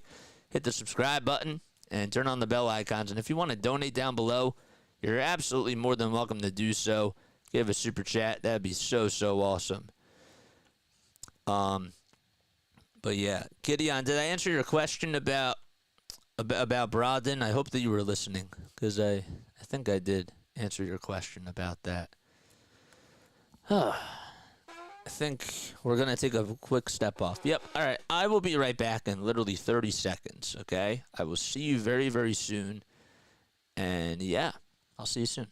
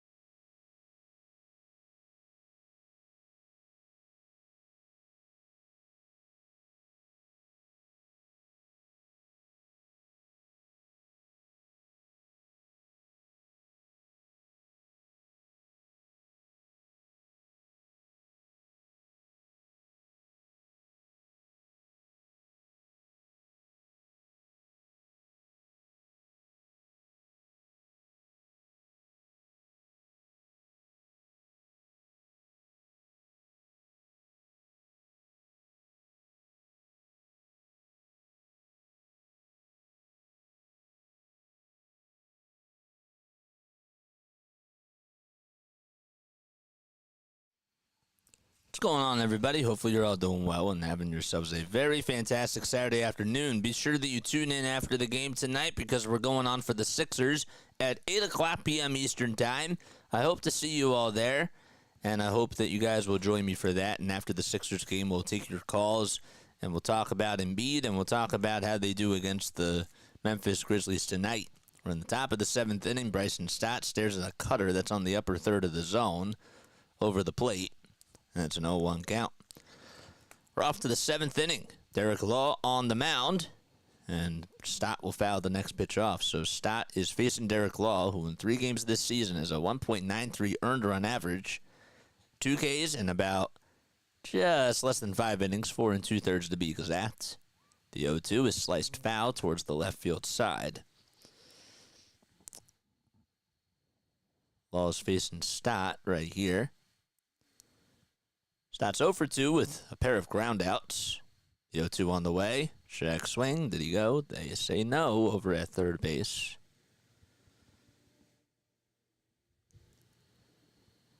Stott, a very good 2-strike hitter for the Phillies. 1-2 on the way. It's popped up, but it's fouled back towards well beyond home plate. And we'll do it again.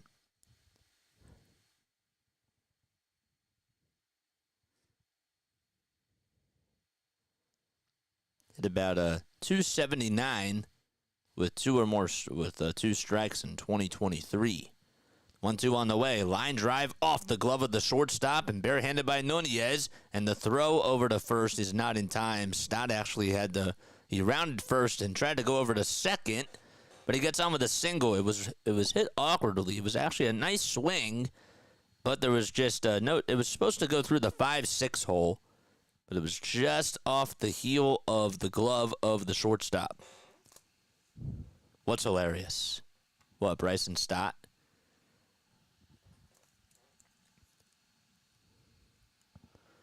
So here comes Castellanos to the plate. We're in the top of the 7th inning, and Casti, who's been struggling, grounds this one back up the middle for a base. It actually hit the back of the mound, and staying put at second now is Stott, and the Phillies get back-to-back singles from Stott and Castellanos.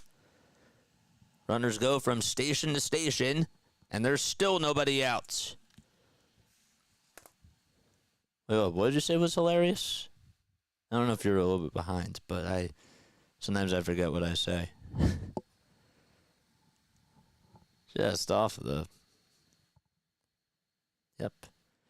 All right, so Brandon Marsh is now due up to bat. There's still nobody out. We're in the top of the 7th. Runners at first and second, and there's a cutter that honestly was a little bit outside, but it's a called strike by Ortiz.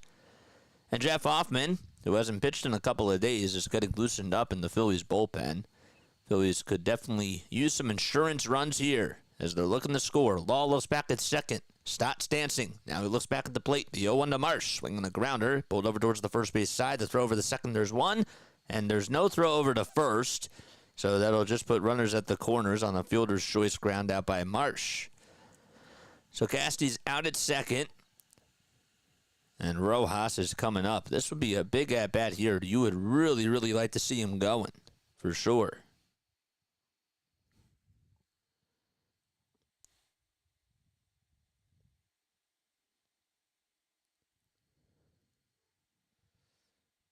Yohan Rojas played in 59 games last year, had 149 at-bats, also had 45 hits with 14 steals, and hit .302. Shows bunt at the first pitch, and it's going to get away from Ruiz, but the runner's just going to go over the second, and that's Brandon Marsh. There was no chance that Stott would have been able to score because it hit the backstop and just took a very weird bounce back over towards Ruiz. So it's a 1-0 count. Rojas just took the bunt back. It's a little bit weird of a backstop, too, because with the way that it bounces, you don't really get a big gap.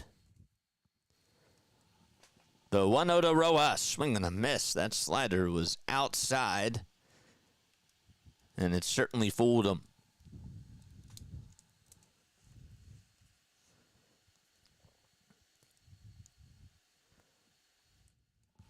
One ball, one strike. Law comes set and delivers.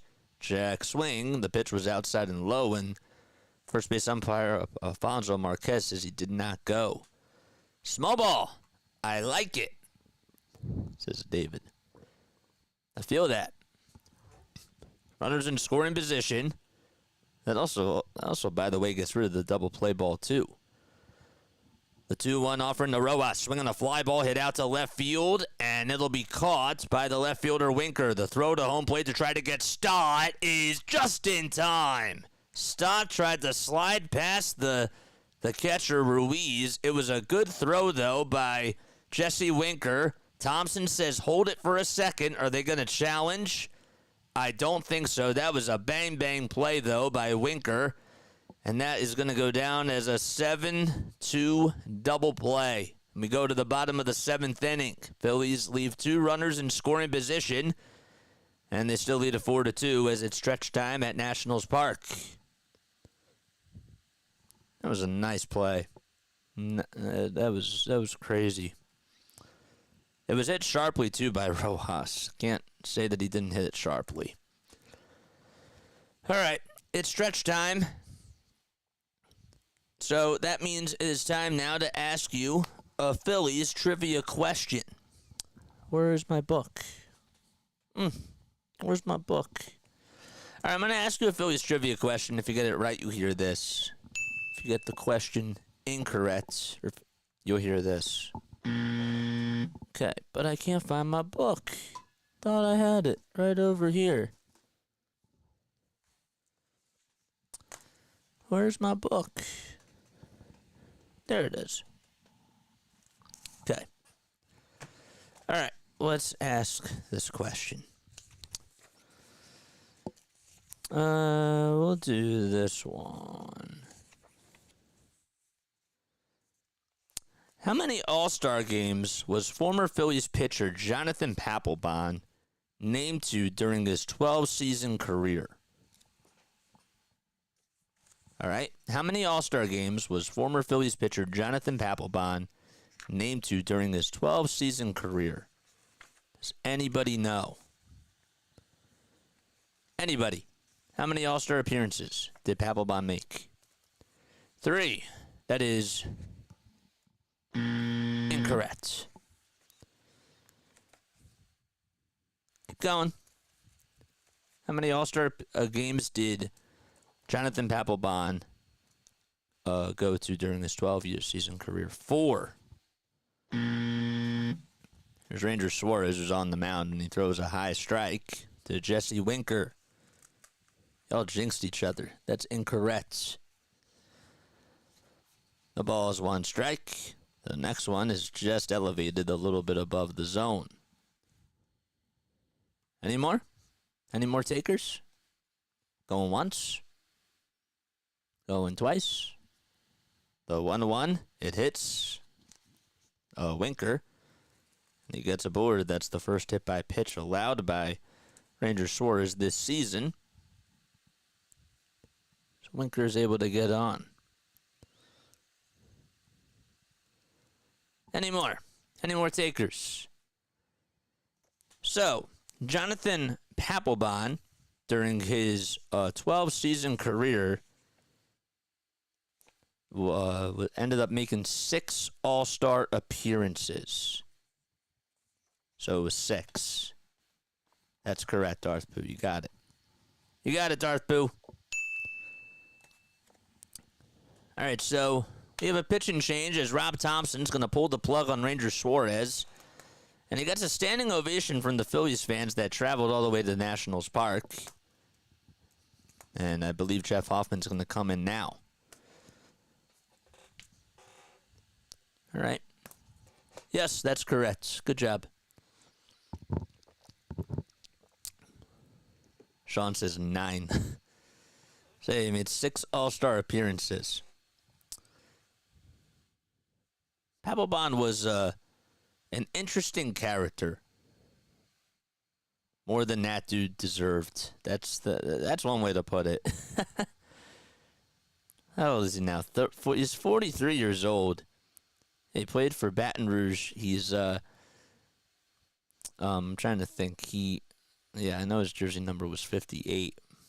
But Ashley Jeffries is his I thought never mind. I thought that she was somebody else.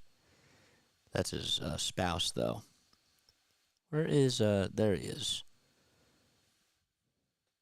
Ranger looked really good today. I got to give him a lot of credit. He looked really, really sharp today. Papelbon being a quote-unquote weird character is a weird way to put crazy AF. Yes, keep it PG, but yes. So he had 808 strikeouts in his career. He played from 2005 all the way to August 16th. How many Phillies closers had a nickname? I don't know. You tell me. So, yeah, he made 6 All-Star appearances. He made 4 from 06 to 09. Right? He won a World Series with the Red Sox in 07. Also made one in 2012 with the Phillies and 2015 with the Phillies as well. It's crazy. And he also was a part of the combined no-hitter that was thrown by the Phillies on September 1st of 2014. How come I can't remember who started that game? I can't remember. Can't recall. Here's Jeff Hoffman, who will take the rubber for Ranger Suarez in 3 games this season, has a 0.0 ERA and 2.2 innings of work. So the first pitch is low. Trey Lipscomb is 0 for 2 with 2 groundouts. And he's up to bat. So 1 out in the bottom of the 7th. It's 1 ball, no strikes. The next pitch is in there for a strike. Yeah, I think that you're right. I think it was Vance Worley that pitched that day. I can look that up. 1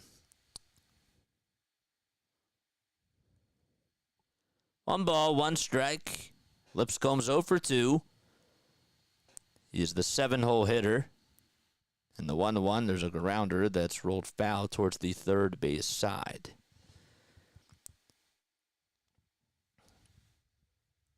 Yeah, it was, it was Cole Hamels. Hamels had 108 pitches in 6 innings. Then it was Diekman that came in. And then it was Ken Giles. And then Jonathan Papelbon. The 1-2 on the way. There's a fly ball. It's out to right field. Not that deep, though. Castellanos backs up a few steps, and he'll catch it for out number 2. Throw is cut off. And Hoffman's able to get the second out recorded of the inning.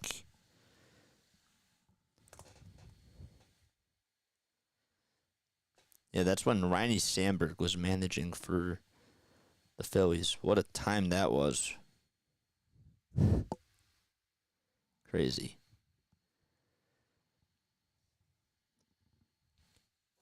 All right, so we're in the bottom of the 7th inning. Phillies lead it 4-2. In case you're wondering how we got here, well, Alec Bowman had an RBI triple. It was off of Jake Irvin in the 2nd inning. That would score JT Realmuto, who singled in that at-bat previously. And then JT would then hit a 3-run homer in the 3rd inning. Phillies had a 2-out rally. And that would make it 4-0. And then Gallo hit a 2-run shot in the bottom of the 4th inning, or the 3rd inning that was, to get 2 back. Here's Eddie Rosario with 2 outs and a runner over at first. And the pitch, grounder, rolled over towards the second base side. Stott has it, fields it cleanly, throws over to first, and the inning comes to an end. So Hoffman just pitches 2/3 of an inning. And Ranger, his day is done. He went 6 1/3. He pitched really well. And he's in line to get the win. Phillies coming back up to bat, though, as we head to the top of the 8th inning.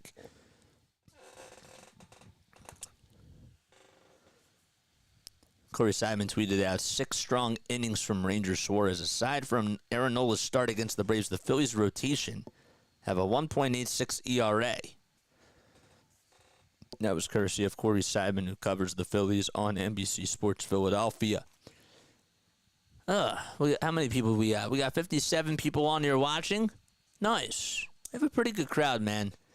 We have a really, really nice crowd today, so that's awesome. What just happened? I wanted to make sure that I recorded everything. Let's take a look at the out-of-town scoreboards. We'll do that right now. So the Orioles are down 3-0 against the Pirates. It's in the bottom of the 6th inning. Pirates are threatening the score with runners over at first and second, but there are 2 outs. The Dodgers lead at 3-0 in the top of the 6th inning against the Cubs. The Phillies, of course, lead at 4-2 as they head to the top of the 8th. The Mets have a 5-2 lead in Cincinnati versus the Reds.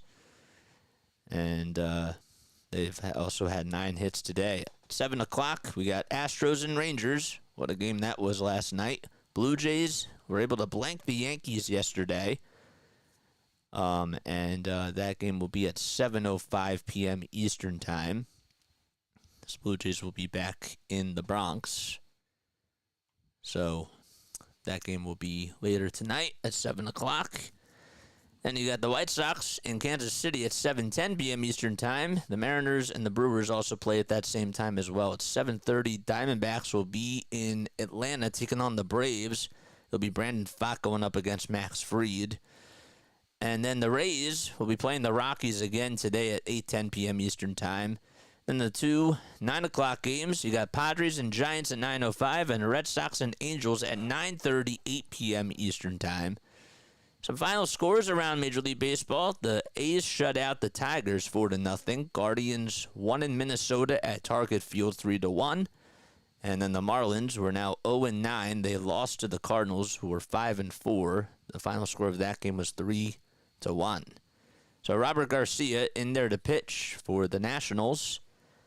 It's 1 ball, no strikes. In 4 games this season, he has a 6 ERA in 3 innings of work, 5 strikeouts, 1 walk allowed, and he has to face Schwarber here, who takes a look at a strike all the way on the outside corner. I taught Corey in high school. Really? That's really cool. Is he a good kid? That's sick. The 1-1 offering to Schwarber, swing and a miss. Schwarber had a big hit. It was a 2-run single that was last night for the Phillies, and that gave them a 3-0 lead at the time. It was after a sac fly was hit by Brandon Marsh. The 1-2 on the way by Garcia.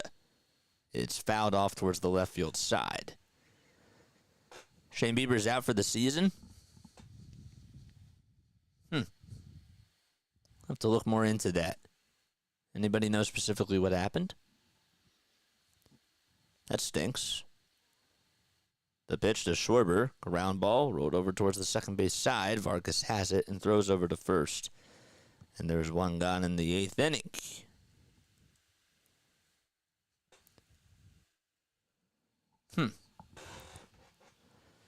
Well, the City Connect jerseys air on Friday versus the Pirates at 6:40 p.m. Eastern Time.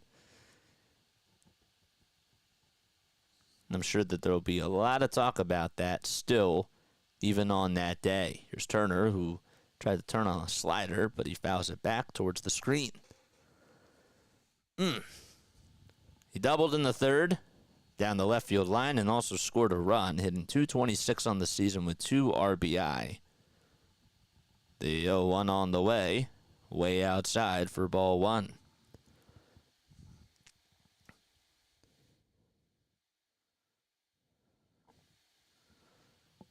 One ball, 1 strike to Trey.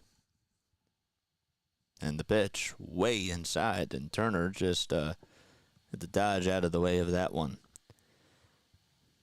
Turner versus Garcia. Oh, wait, that's the wrong one. I was going to say versus Roberto Garcia, but that was Luis Garcia. Has not faced him. It's the first time he's facing him in his career. 2-1 on the way, swing and a miss on the changeup that was headed towards the dirt. Again, there's even at 2 apiece. What's up, Philly halftime? How you doing, man? What's going on, my guy?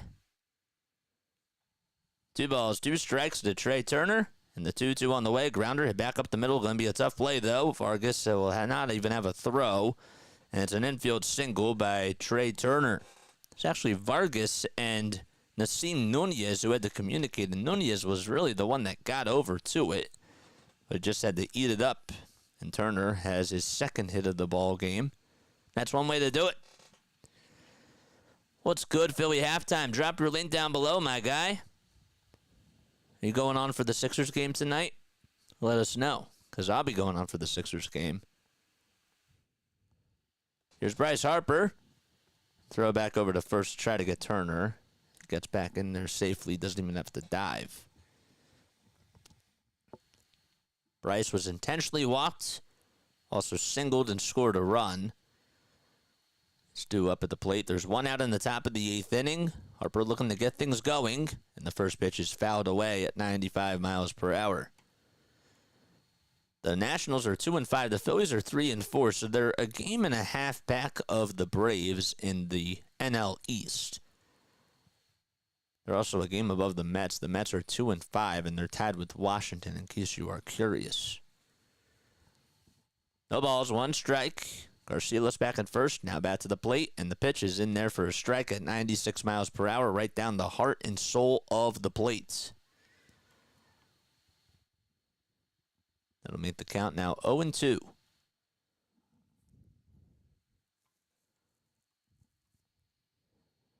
Interested to see if Turner's going to go here or not. Keibert Ruiz has pretty good arm, to be honest with you. The ball's 2 strikes. Garcila's back at first again. Now glances back at the plate, and the 0-2 pitch. Swinging a foul tip into the glove for strike 3. And Harper strikes out. Garcia gets him to go. That's just the first time today that Harper has gone down on strikes. Now next up in the order is JT. JT's had a very good day. He had a 3-run homer. Also scored on a single. Or scored on an RBI triple. He singled, though, to get on for the RBI triple that was delivered by Alec Bohm. And he stares at a fastball in the upper third of the zone on the outside part of the plate for strike 1. So the 33-year-old is 6'1" from Del City, Oklahoma. Also threw out a runner today as well. Throw back over to first, not in time, and Trey dives back in there safely. Nice. Good. Thanks for dropping your YouTube channel. Guys, make sure you go like and subscribe to my boy, Philly Halftime. And again, we'll be on for the Sixers game tonight, too. But if you want to tune into his cast, you're absolutely more than welcome to. Here's JT, who sends this one foul just behind the plate. JT is hit now has a 6-game hitting streak. And during 3 of those last 6 games, he's had a pair of hits.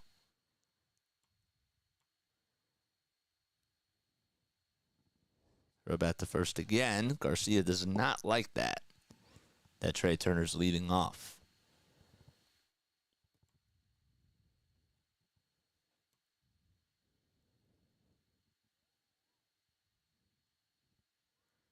No balls, 2 strikes. Yamamoto at 252 last year with 20 homers and 63 RBI. He fouls the next pitch off as well. But the year before that, he had a 276 average with 22 homers and 84 RBI and 504 at-bats. Needs 6 more steals to get to 100. The 0-2 on the way, the runner goes. The pitch is outside, and Turner swipes second base without a throw. So Trey able to cruise on into second base, and the count is 1-2. That's his 3rd stolen base of the season. He got a great jump and was able to just get on in there safely without a throw. See if the Phillies can capitalize on that. The 1-2 on the way to JT. Strike 3 called at the knees. JT got rung up on a fastball just on the lower third of the zone. And the side is retired. So no runs, 1 hit, 1 man left. And we head to the bottom of the 8th inning. Nunez, Thomas, and Meneses coming up to bat for the Nationals when the Phillies return. Flyers better win tonight. And the Sixers. What's up, Young Shizzy? How you doing, man? Yes, so if you guys are new to the channel, make sure you guys like and subscribe. We will not be going on for a Phillies post-game show. However, after the Sixers game tonight, the Sixers play at 8 o'clock. After this game is done, we'll be on for the Sixers game at 8 o'clock p.m. Eastern Time. I'm really hoping that you join us because that would be really awesome. And after that game, we'll take your calls. Just join this Discord server. I posted this link here. And we'll take your phone calls. I do want to get more people involved with the Discord community, so if you could join that, I would really appreciate that. And we can talk more sports in there and have more fun. I'm really trying to get things going there, just posting news and providing some discussions and all that type of stuff. So keep up to date with the Discord and join with that link. All right, so what were your final score predictions when the game started, guys? Mine was 6-2 Phillies. Right now I'm at 4-2. But what were your final score predictions? I think Mike said 4-3, I want to say. And I think you said Nationals. We got 79 people on here.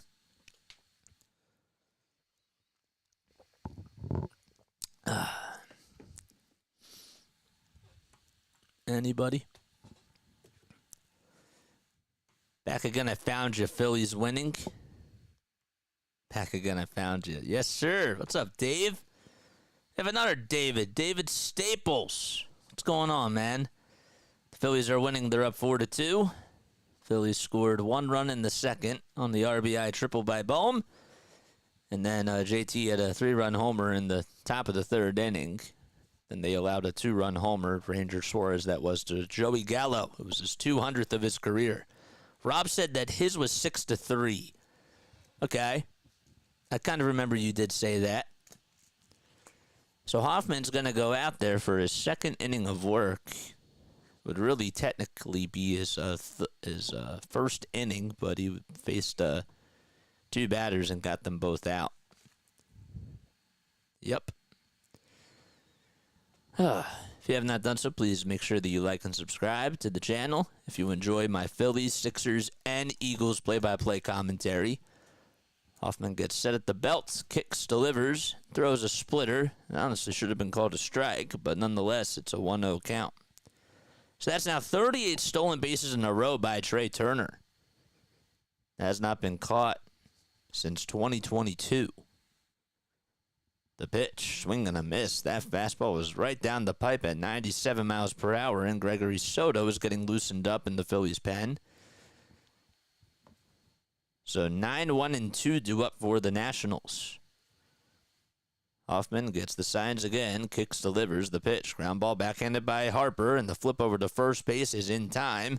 Hoffman had the jog over to the bag. Harper had the underhanded flip. And there's one away. Sometimes, it looks easier. It's not as easy as it looks. But Harper has really put in a lot of work, obviously, during the offseason to do a good job over at first base. And I said it before the season started, and I'll say it again, that Harper, I think, will win a Gold Glove this year at first base. That's my hot take. The pitch to Thomas is taken down and out. He's 2 for 3 today. He has singled twice. He scored a run. Also had a stolen base, too. The pitch by Hoffman. That one's just a little bit underneath the zone. Base is empty. There's 1 out in the bottom of the 8th inning. Phillies will wrap up their series tomorrow afternoon against the Nationals at 1:35 p.m. Eastern Time. The 2-0. It's at the knees for a strike at 95 miles per hour. Reds are catching up on the Mets. I get any no Phillies in upstate New York. Oh, wow. You in Buffalo or just upstate New York? The 2-1, swing and a miss. It's cool, though. Upstate New York. Thanks for coming on over here. That was a nasty slider thrown by Hoffman. Thought it was going to be a fastball, and it just tailed outside. 2 balls, 2 strikes, and the pitch. Ooh, they thought that he went around. They didn't even have to appeal a swing, though, and it's a 3-2 count. That slider didn't have as much oomph to it. It was more low. And a little bit more outside, too. Payoff pitch coming up. 1 second left on the pitch clock. Hoffman gets set and deals. It's fouled back. You saw Harper's highlights of his 3-homer game. That was the one that we did not call because we had a Sixers game that night. But I'll take Joel Embiid coming back any day and watching that. It just sucks that Harper had 3 homers that day. 3-2 on the way. It's up the ladder. And doesn't chase after that. There's a 1-out walk in this top of the 8th inning. So the tying run is coming up to the plate now. I have you on the big screen and a text on cell phone. Nice. If you are tuning in on Facebook or on any other social media network, I do encourage you all to come onto YouTube if you can. I apologize for not reading your comments. I'm really not on Facebook. But yeah, here's Meneses, who looks at a slider right down the pipe for a strike. It's an 0-1 count. Grounded into a fielder's choice, struck out, also grounded out as well. This guy has really done a good job against the Phillies throughout his tenure with the Nationals. The 0-1 way up high was a splitter. JT actually had to get into a standing position in order to catch that. 1 ball, 1 strike to Joey Meneses. And the pitch again. Slider that's low and away. That was pitch number 19 by Jeff Hoffman. Remember, he came on in the 7th with 1 out.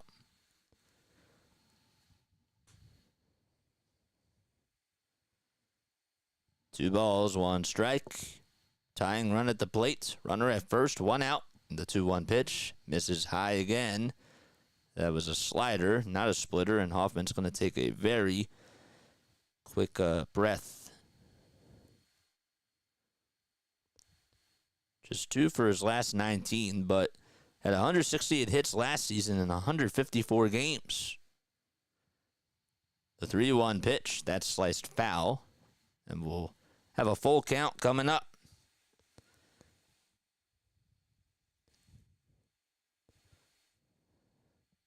See again this pitch, just a good piece of the bat that was just fouled off. 1 out in the bottom of the 8th inning. Payoff pitch coming up to Joey Meneses. Runner at first, and the payoff pitch. Swing and a miss. A slider right down the pipe. And Hoffman records his first strikeout of the day. That was a huge out.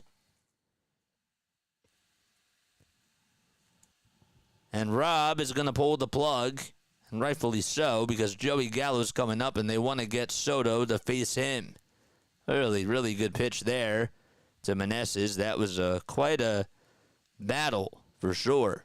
So 2 outs in the bottom of the 8th, and we have another pitching change coming right up as the Phillies are up 4-2 against the Nationals.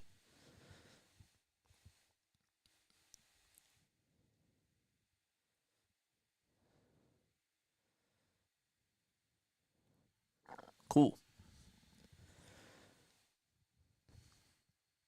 Gallo is actually 1 for 4 against him lifetime with a hit and a walk. About that. All right, let's take a sip of this again.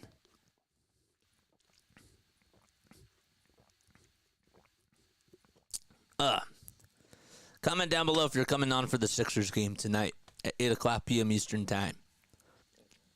They'll be taking on the Grizzlies. Phillies freaks. Y'all are Phillies freaks and MLB freaks. You guys are on here almost every single day following me, following the Phillies. Y'all are Phillies freaks. Welcome to the club. If you're a Phillies freak, like this channel, subscribe to the channel. That's with a capital PH. Rob says that he'll be there. Cool. Will says that he'll be there too. You guys watching WrestleMania in Philly tonight? I won't be. I have a friend who's going to WrestleMania. I have a couple of friends, actually. One of them's going tomorrow. What's up, David? David says, Rob, that was me last year. That was me last year. My wife allowed upgrade on cable. Well, still no Phillies, but I get Yanks and Mets. I would watch YouTube on TV chat on computer. Now I got my first good cell phone. I'm 59. Wow. Well, thanks for coming on here, and thanks for finding this channel. I'm happy that the algorithm is starting to promote us more and more because, you know, the algorithm doesn't lie. We try to give you the best content out there. So Soto is on the bump, facing Joey Gallo, who homered earlier today. It was his 200th of his career. And he looks at a sinker that barely misses by a whisker outside. In 69 games last year, he was 3-4. Opponents were batting .210 against him. Started off his career with the Detroit Tigers. And the 1-0 is a slider that just goes at the knees for a strike. My mom says that she'll be watching the Sixers. Great. It's awesome. I hope to see you all there tonight. The 1-1 on the way to Gallo. Misses outside and wide at 88 miles per hour.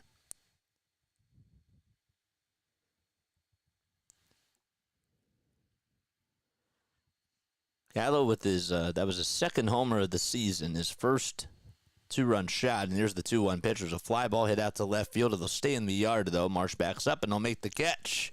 And the inning is over, so Soto just faces Gallo. And we go to the top of the ninth. Phillies lead at 4-2. Bohm, Stott, and Castellanos due up when we return. Okay. Yeah, I watched last year, JJ. I remember typing to you and what LA you're on. I love the Phillies. I don't know what LA you're on means, but yeah, I love the Phillies too, man. I do remember you now, my guy. I remember you.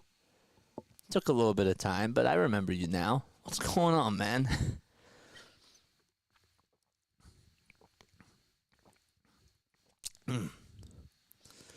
How many ads have you guys gotten today? If you were in the chat, I'm just curious as to when you guys started tuning in and how many chats you've gotten. Because I hope it's not too much. You know, if you get like 5 or 6 ads a game, that's fine for 3 hours. But hopefully it's not like 8. Or sorry, 8's okay. But I don't want too many, you know. I'm not trying to get that much. You know. But yeah, let me know down below.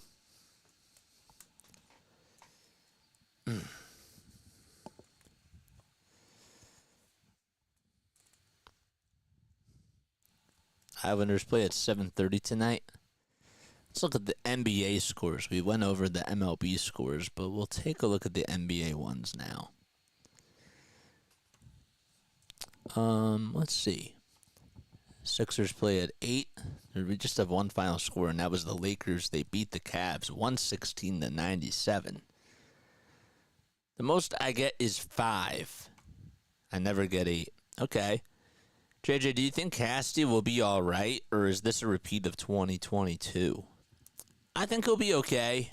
I think he's going to turn it up, though, probably in June. I do. I think June is when you'll see a good Castellanos month. I do. But I don't think it's going to be as egregious as 2022. So here's Alec Bohm. We start off the top of the 9th inning, and Dylan Floro is in there. He throws a changeup that is just beneath the strike zone for a ball. All right, 1 ball, no strikes to Alec Bohm, who's 1 for 3 today, and he looks at a sinker that is just inside. So Keith Pompey, who covers the Sixers, said, quote, former Sixers Doug Collins and Chester's Bo Ryan are among 13 Naismith Basketball Hall of Fame inductees. He's also a head coach for the Sixers as well. The pitch on the way. It's a 2-1 count. And Embiid and Maxey and Harris and Bamba all participated in this morning's shoot-around, according to him as well. 2 balls, 1 strike. The pitch to Bohm, just at the knees. And the count is now even with 2 balls and 2 strikes. Floro gets set at the letters and delivers. There's a foul ball over towards the right side, and it goes out of play.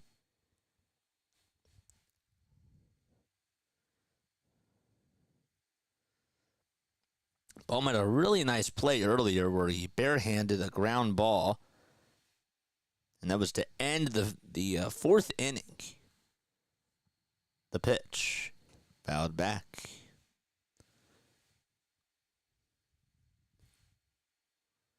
Also had the opposite field RBI triple as well. It was back in the second. 2 balls, 2 strikes to Bohm. And the next pitch, it's skied high out towards the first base side and foul ground, but it'll find the seats. The count still remains at 2-2. What do they call it? Hatfield BOGO night is going to be on April 16th versus the Rockies. I wanted to see that promo. 2-2 pitch, a sinker that tails outside and wide. The count is now full at 3-2. Watch Rhys Hoskins bully Jeff McNeil on the Brewers now. The 3-2 on the way, and it was in the zone, but according to Roberto Ortiz, it's ball 4.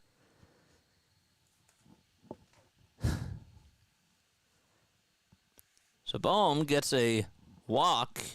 That was just clearly a strike. Floro didn't get the call there. Dave Martinez not happy about that as he stares at him from the dugout. And Stott's now due up. So that's a leadoff walk, what should have been a strike 3 called, and there's a strike delivered to Bryson Stott, who singled in the 7th.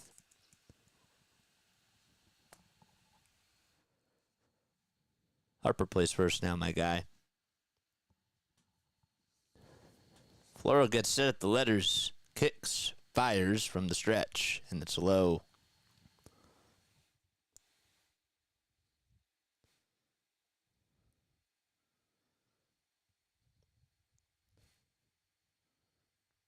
It's just announced that Torrey Hunter is going to be tossing tonight's first pitch for the Angels. 1-1 pitch. The ground ball hit back up the middle. Nice play by the shortstop to flip it over to second for 1. Actually just got past. That's all that they're going to get. But that's going to go down as a 6-4 fielder's choice, and there's 1 away.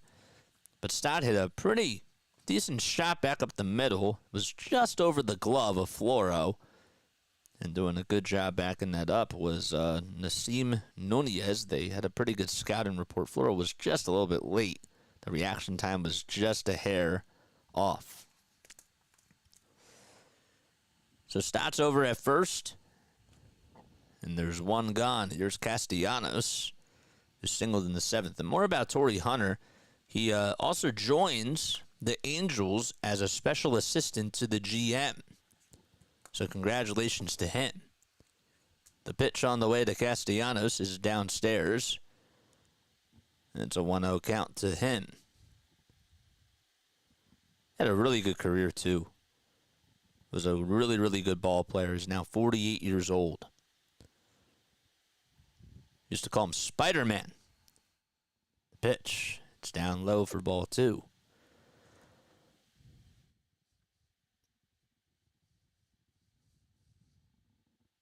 Two balls, no strikes to Castellanos. And Floro throws it outside. The throw over the second base to get Stott is not in time.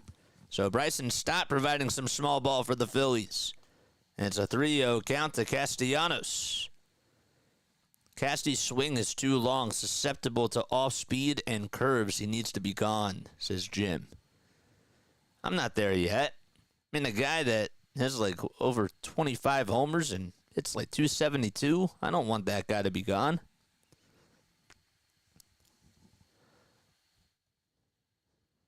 Casty does call for time. Or actually got a pitch clock violation called on him, I believe. Yes, he did. It wasn't in the batter's box. So it's a 3-1 count. And that one's low regardless, so it's ball 4. And Castillo will draw a walk. Gets on with the base on balls. Stott stays put over at second.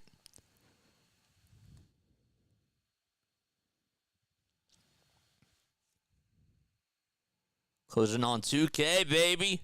What's up, Rick? Thanks for coming on here, my guy. I appreciate it. We're in the top of the 9th. Phillies have 2 runners on. Castellanos is at first.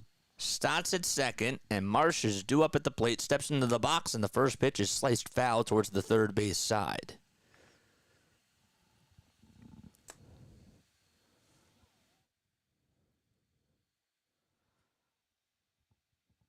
Yeah, I'm looking again.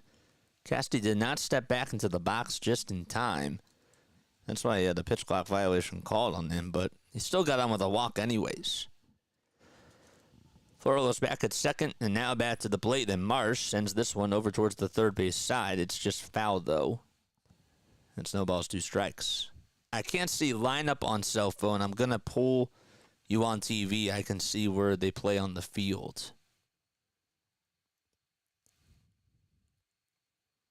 What's going on, DFJ? How you doing, man? The 0-2 to Marsh upstairs. It was a 4-seamer at 90 miles per hour. Drop that link down below, my guy. We got 74 people watching. Make sure you guys like and subscribe and hit the bell icon. We're closing in on 2,000 subscribers. What's going on? 1 ball, 2 strikes. Stott's at second. Castellanos at first. The 1-2 on the way. Ground ball back up the middle for a base hit. Stott's rounding third. He'll come in to score. Going over to third is Castellanos. It's an RBI single for Brandon Marsh, and the Phillies take a 5-2 lead. Good piece of hitting by Marsh on a ground ball. So Casti goes over to third. Stott gets on with an RBI single. And to be honest with you, that slider, that was a really good pitch.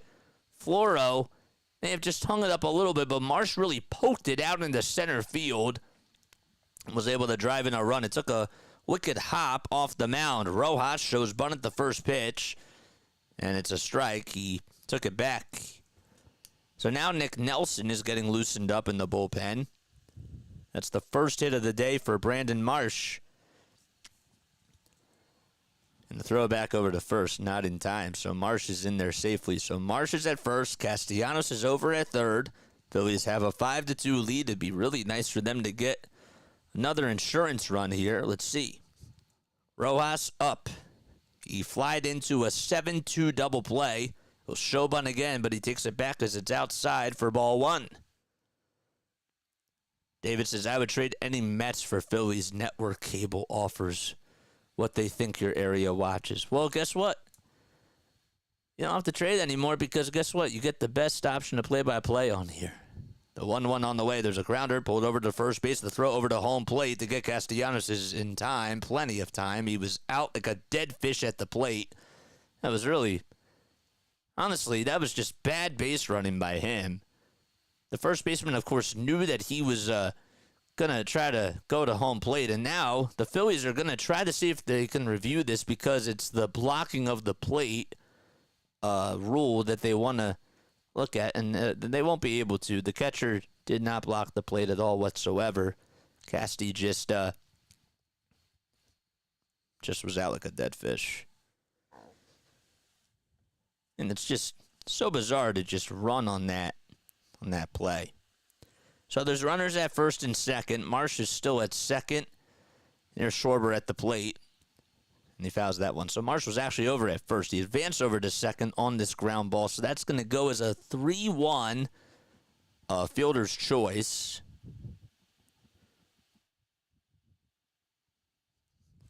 So no balls, 1 strike, 2 outs in the top of the 9th. Schwarber's at the plate, looking to try to lift the lid for the Phillies. The 0-1, it's in there for a strike. It was a changeup just at the knees at 85 miles per hour. Nice job, Charles. I hope you're doing well, my guy. Thanks so much for coming on here. Time is called by Kyle Schwarber. So he takes a step out of the box. My cousin Jeffrey called Harper's third of the game grand slam homer as he approached the plate. I kid you not. Wow. The 0-2 to Schwarber, swing and a miss. And Schwarber strikes out. The inning is over. The Phillies do get another run, though, on an RBI single by Brandon Marsh. And it's the last chance for the Nationals as we go to the bottom of the 9th. Okay. And Casti can't, I'm going back to that play. There was no chance like that Casty was even going to be safe at the plate. That was just so bizarre that he just ran. That was one of the stupidest things that you could do. RG, man, everyone is like, trade him, let him go. Did you guys forget we've gone to the NLCS with this squad over the last 2 years? I'm with you, man. I remember Marsh was in center field, right? Yes, he was in center last year. He's playing in left, though, this year because of Rojas. LaRue, what's up, LaRue? If you guys are new to the channel, make sure you guys like and subscribe. After the game, we'll be going on for the Sixers at 8 o'clock p.m. Eastern Time tonight. I hope to see you all there. The link is right here. And after the Sixers game is done, we will be on for a post-game show. Please join the Discord server if you want to come on and join for the game. Give your thoughts about Joel Embiid. Click that link. That's all you got to do. Distortion on that bell. Okay, well, that's good to know. Right, I remember Marsh in center field. Yep. That's, yeah, so now he's in left. Oh, I told you it's Price. I said that to you, my guy. Probably weren't listening, though. But, yeah. Oh, all right, we got 67 people on here. We go to the bottom of the ninth. Phillies lead at 5-2. And Alvarado is going to come in to pitch for the Phillies. He did pitch in last night's game. In 4 games, though, he's 1 for 1 in save opportunities. Last night was not a save opportunity for him, though, because the Phillies had a 4-run lead. It is a 3-run lead. So we are in the bottom of the ninth. Hopefully he does a good job here today. Just has had some electric stuff over the years for the Phillies, even when he was on the Rays. So here's Keibert Ruiz, who was struck out, grounded out, and flied out. So he's 0 for 3. It'll be 4, 5, and 6 due up in the order for the Nationals. Are the Flyers also on right now? I'll have to take a look. All right, so Ruiz steps into the box batting on the right side. And the first pitch by Alvarado is a fastball at 97 miles per hour for a strike on the upper third of the zone. So Keibert is 0 for 3. The Flyers play at 7 o'clock against the Blue Jackets. That's another big game. Play against Johnny Gaudreau. Oh, man. The 0-1 on the way, swing and a miss. That slider that he throws, Alvarado's slider, has a lot of movement to it when it's on. No balls, 2 strikes. Alvarado gets set at the belt, kicks, and delivers the pitch. Swing and a foul ball just barely on a cutter at 92 miles per hour. When Alvarado's on, he is unhittable. He is. He is a lights out.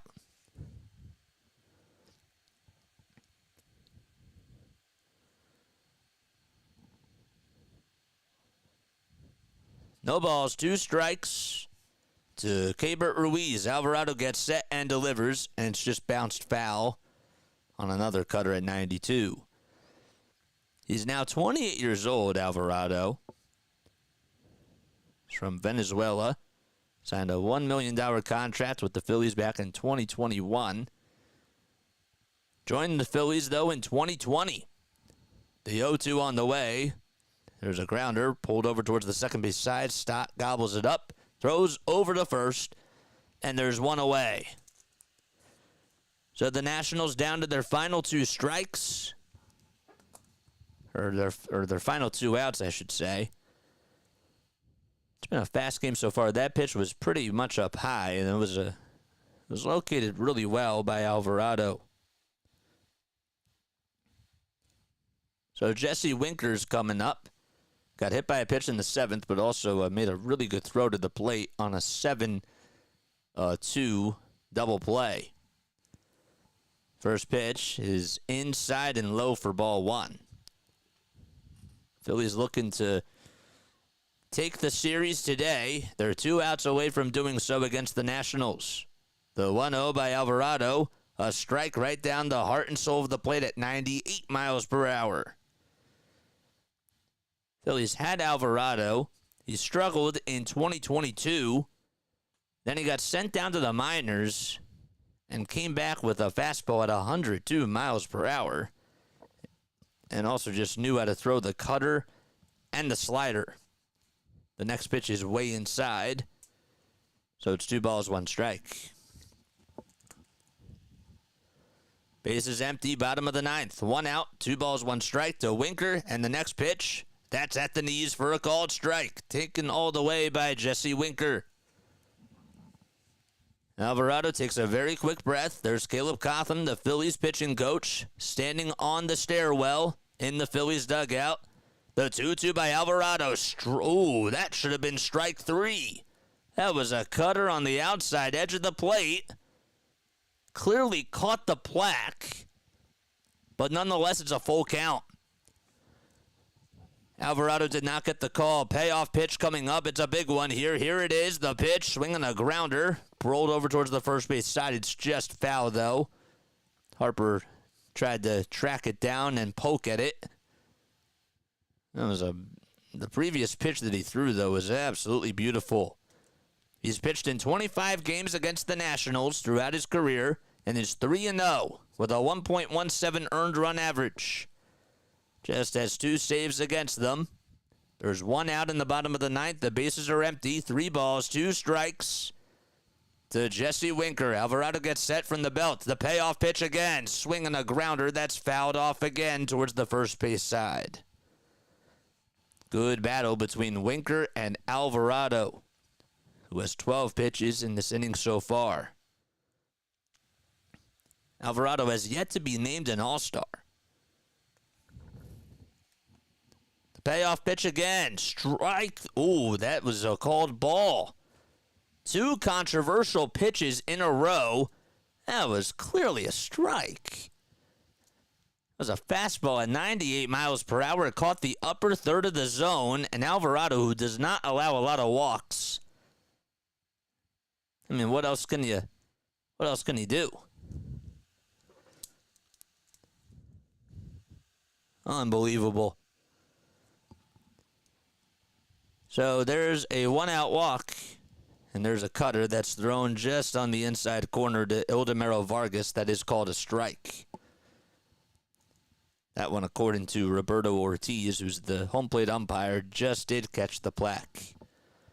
A runner over at first, the 0-1 on the way inside and in the dirt.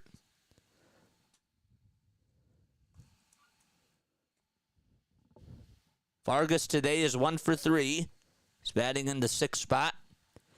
If he gets on, then the tying run would be coming up to the plate.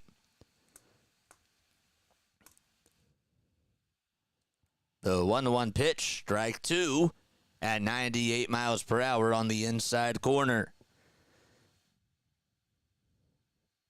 Alvarado made his debut for the Rays back on May 3rd of 2017.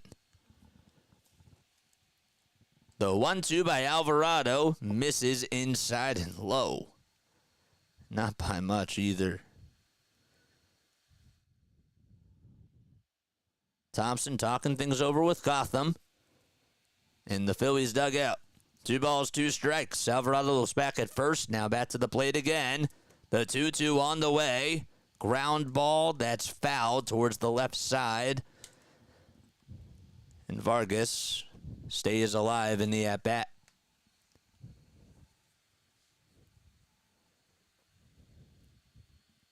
This game is only about 2.5 hours old. Alvarado again with the 2-2 on the way, swinging a grounder, rolled over towards the third base side, and that's just barely foul. It just went over towards the left side of the third base line. Alvarado really battling here, but also Vargas, sort of like the last at-bat. They're not going down, these Nationals.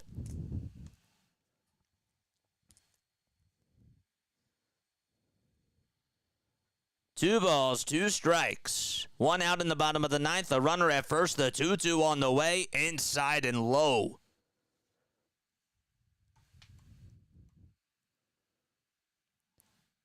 Did you seriously just say Alvarado doesn't allow a lot of walks? I mean last year. He's already pitched multiple balls on base this season. Yeah, this season. 3-2 on the way. Ground ball down the third base line. It is a foul ball.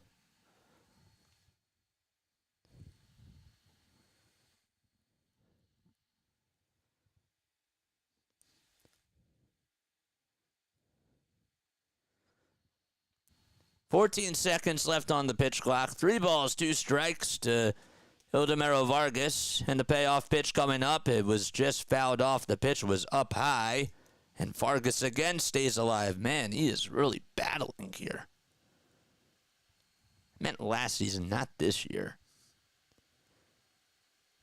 This year, yes, he has just 5 strikeouts.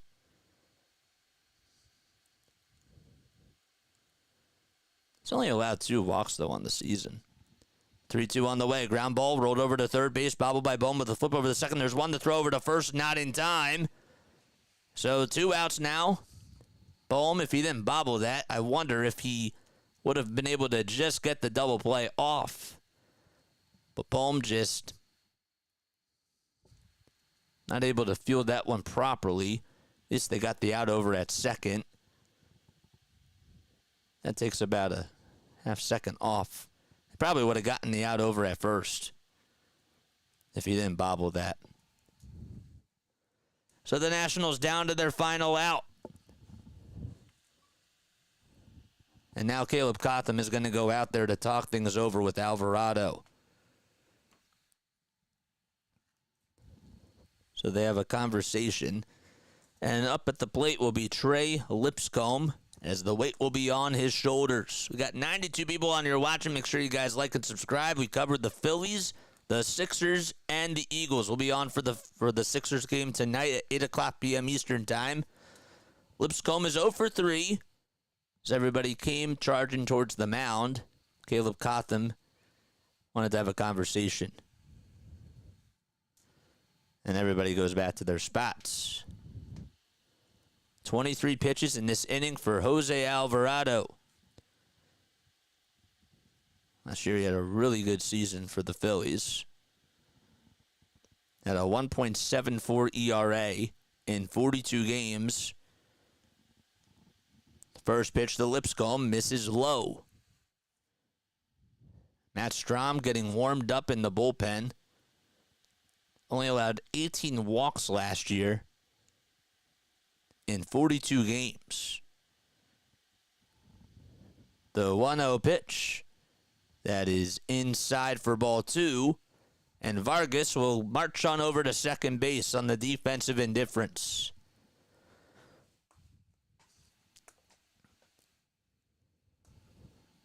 The 2-0 pitch by Alvarado. Strike called on the inside corner at 98 miles per hour. So he's not hitting 100 or 102, but he's still firing. The pitch fouled off, and the Nationals down to their final strike. It's 5-2 Phillies. They scored a run on an RBI triple by Bohm in the top of the second. Then they got a 3-run homer by Realmuto. Gallo then hit a 2-run homer to make it 4-2. And the Phillies got an extra run in the top of the ninth on an RBI single by Brandon Marsh. The 2-2 on the way. Strike 3 called. 98 miles per hour, and that's the ball game. The Phillies win the series against the Nationals, and they're looking to sweep them tomorrow afternoon at 1:35 p.m. Eastern Time. So Alvarado gets out of a little jam. It got a little bit dicey, but he's able to get the job done, and he gets his first save of the season with the Phillies. And that's how they win the game. The player of the game has to be JT Realmuto. He had a big home run in the third inning to put the Phillies up 4-0 at the time. Also threw out Nasim Nunez, who made his major league debut today for the Nationals. That's why he's the player of the game. He did really, really well. I do want to remind you guys that I will be on tonight for the Sixers game. Please make sure that you come on. I hope to see you there. After the game is done, we'll go on for a little post-game show. And, so I hope to see you there. I will not be covering the Phillies game tomorrow afternoon. I got a Penn State softball game that I'll be covering, and I hope to see you guys there. Great channel. Very impressive. Thank you. Appreciate it, Linda. I appreciate that very, very much. Hip, hip, hooray. Laura, 5-2, good win for the Phillies. Who said? I said 6-2. I was so close. Man. So, all right. I'm going to wrap things up. Good night, everybody. I'll see you all at 8 o'clock p.m. Eastern Time. Sixers take on the Grizzlies, and I'll see you then.